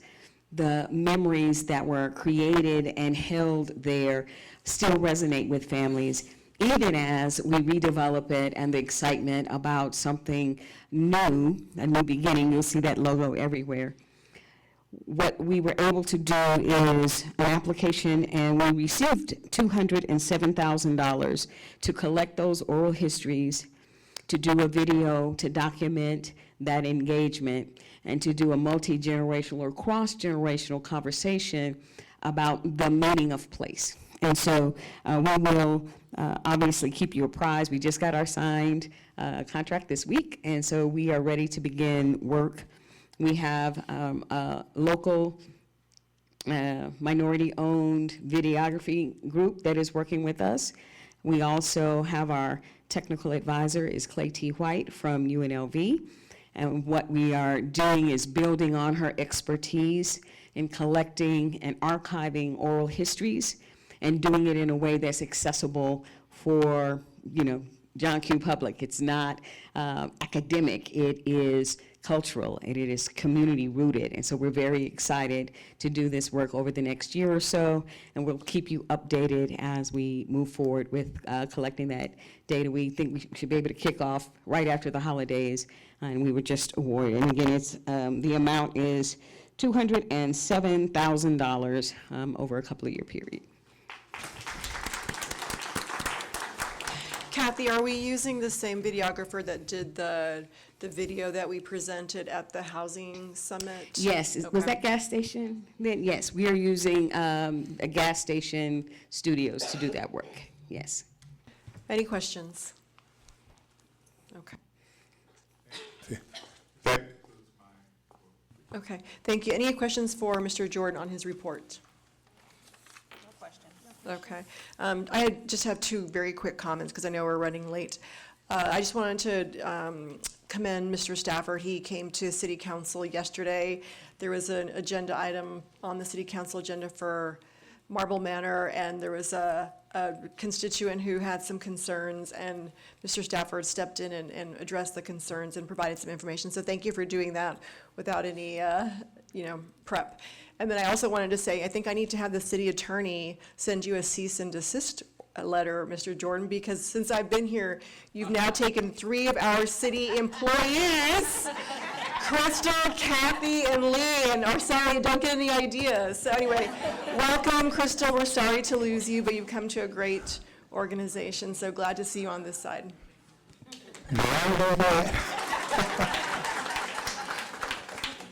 All right, Mr. Jordan, this is the winning team, so. All right, moving on to item number 6. It's actually on our consent agenda. Do I have a motion to accept the consent agenda, which includes item number 6? Is there a second? Second. All in favor? Aye. Any opposed? Motion carries. All right, moving on to item number 7, turning it back to you, Mr. Jordan, for acknowledgement of our departed. Thank you, Chair. Since our last gathering, we've lost the following residents. Let's have a moment of silence for Christopher Epperson, Dixon Sykes, Ivy Dennis, Gary Down, Cecilia Marquez, Franklin Douglas, and Jasper Simon. Thank you. Thank you. Moving on to item number 8, approval to increase Reno and Kavanaugh contract. Who will be presenting?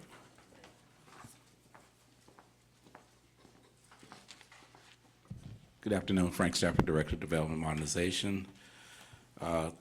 Background this item, the Procurement Department conducted a competitive bid process, RP 25020, to procure legal services for upcoming mixed finance transactions.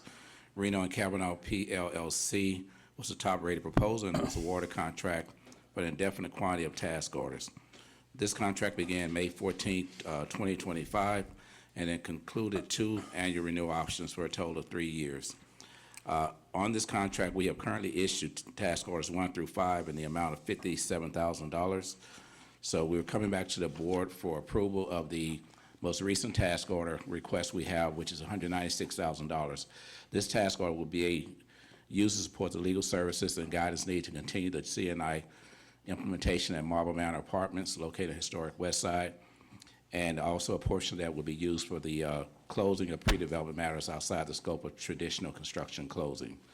Reno Kavanaugh has agreed to Section 3 requirements to the greatest extent feasible, and the action request is Executive Director is requesting board approval to increase Reno and Kavanaugh contract number C25020 by $196,000 for necessary legal services related to the Choice Neighborhood Initiative implementation at Marble Manor Apartments.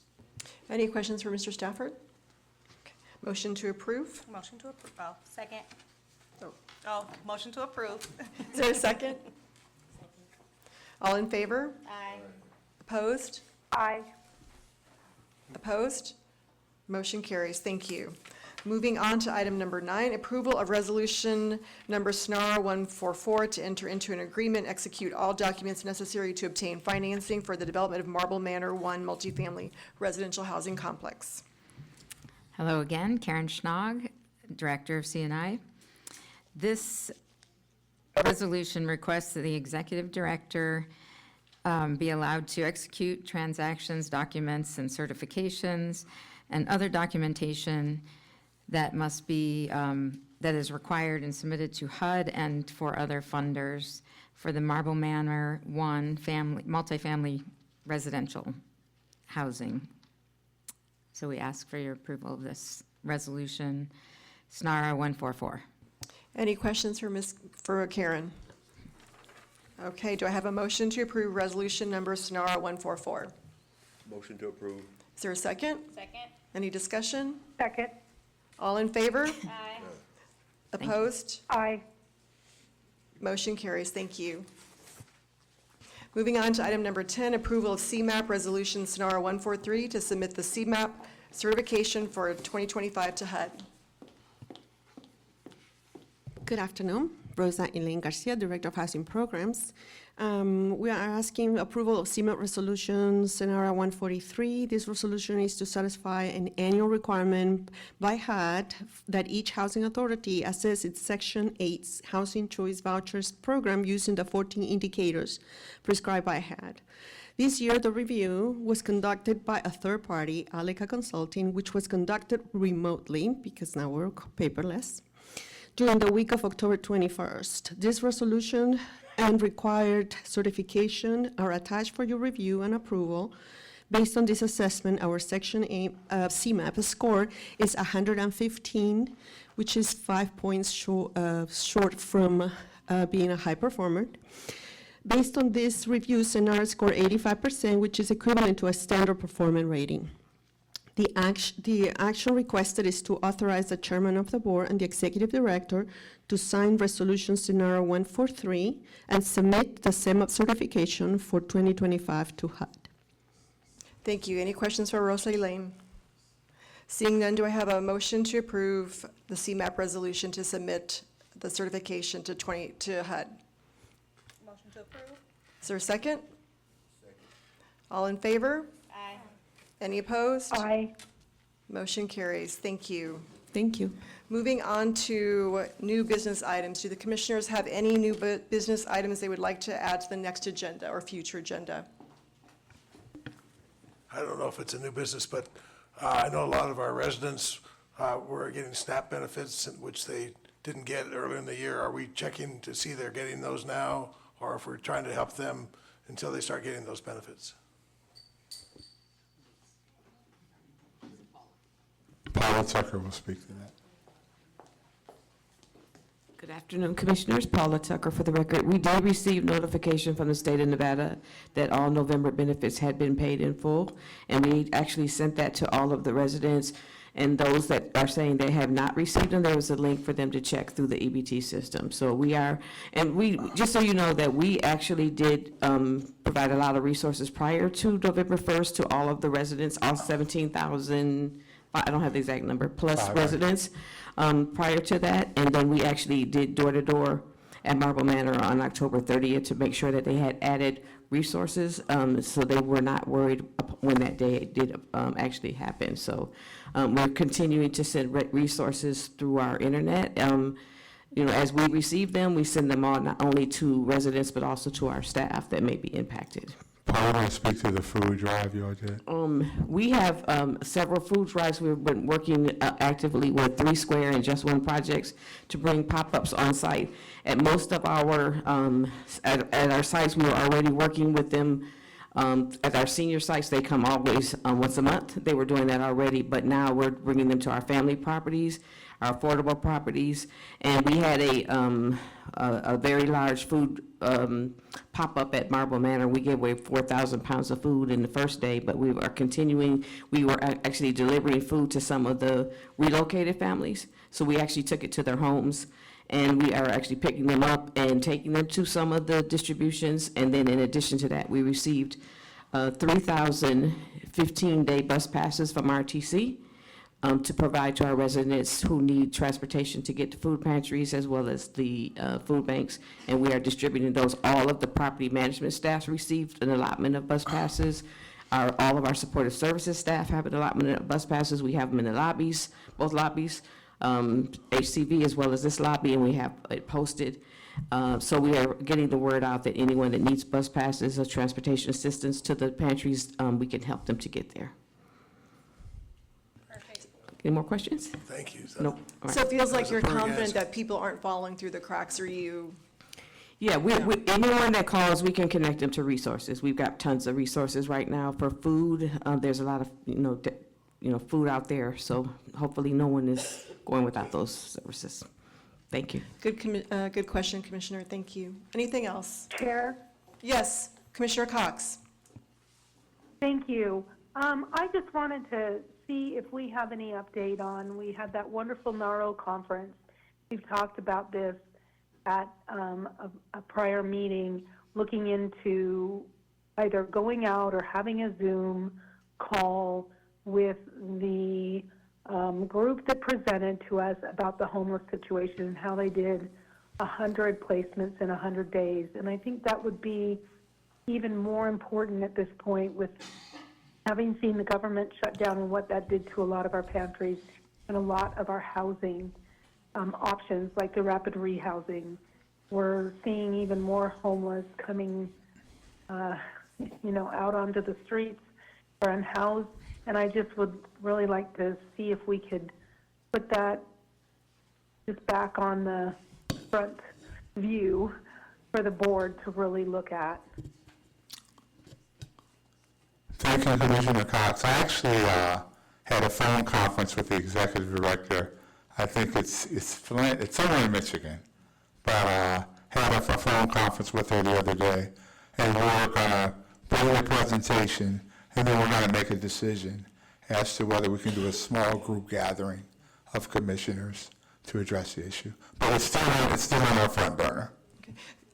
Mr. Jordan, I just want to clarify, there may have been a second presentation, but the one that I know I've mentioned to you all, they were from Grand Rapids, Iowa, so there may be two conversations, but I definitely would like to also request that we are reaching out to the Grand Rapids, Iowa group that presented on 100 people housed in 100 days. I thought that was Grand Rapids, I Michigan. thought that was Kent, Michigan. Well, I'm on it, yes. And, okay. Iowa, Yeah, I Michigan, think I'm confused, but I thought that was, yeah. snow, places I don't want to be right now, so yeah. The one Yes, you okay. attended and I attended, and I know that Yes. other commissioners attended with us. Is that what you're talking about, Sarah? Yeah, yes. Is where we had, a lot of the commissioners were in that one, that presentation. So there were two, Michigan and Iowa. We're on it. Thank you. Anything else? Thank you, Commissioner Cox. Thank you. All right, seeing no other items, we will close that action or agenda item and move to our final public comment. If there's anyone who would like to make public comment, we've got one comment card from Mrs. Smith, Donna Smith. Okay. And if you'll state your name again for the record, Mrs. Smith, thank you. My name is Don. It's not working.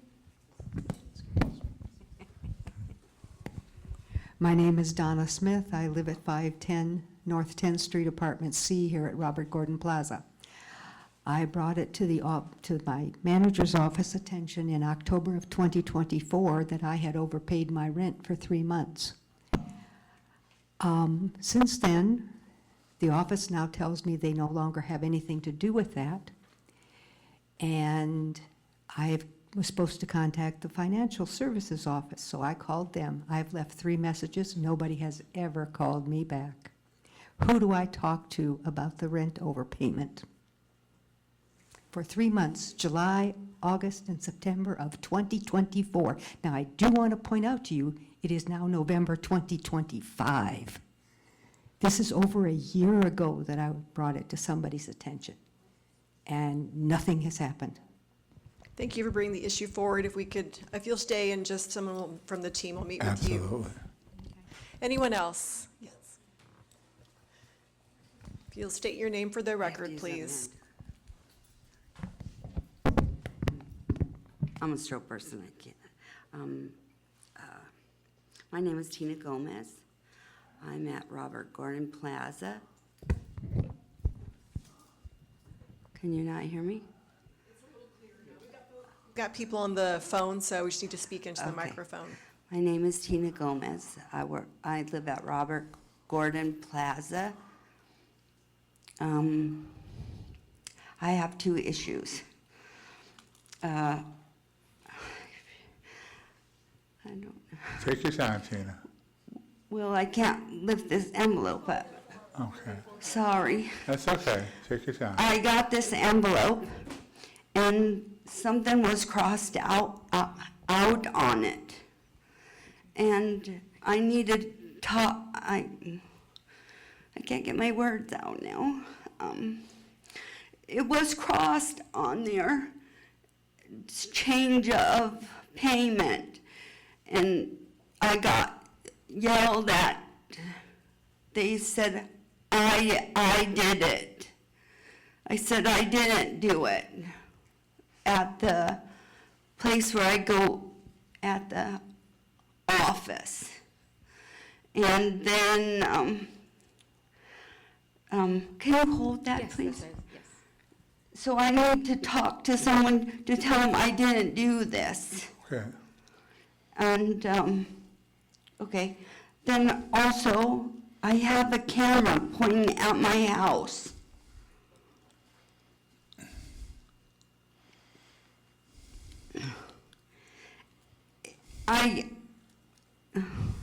Gosh, now I don't want to tell anybody now.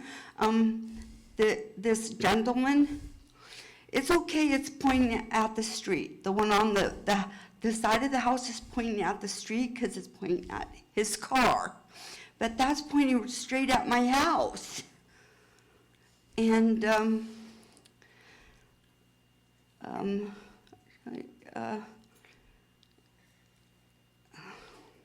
look, it's pointing straight at my house, so I have to have the blinds closed.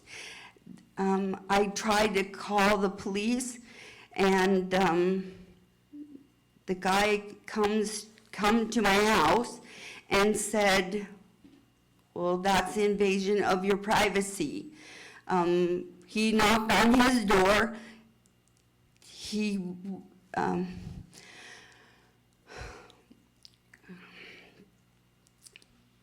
The guy didn't open the door or nothing.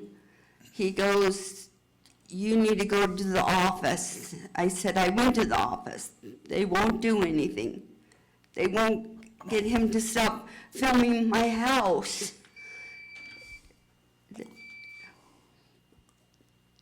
I don't want the camera filming my house. I don't care if he films the street or an alley or any of that, but that's illegal for him to film me. Because the first 2 months he was filming me when I was, I don't want to say this. When you're in your home, you don't wear your clothes and stuff, and that's what he was doing. That's wrong. We'll have, if you can step aside, we'll have someone maybe from facilities. Exactly. Talk to you, so. That's it. Thank you for coming and sitting through the long meeting to share your concerns. We appreciate it. Thank you, Karen. If you can't do that, I would like to move. We'll have someone speak with you. Thank you. Is there anybody else who would like to make public comment at this time? All right, seeing no one, we are adjourned at 5:07 on Thursday, November 20th.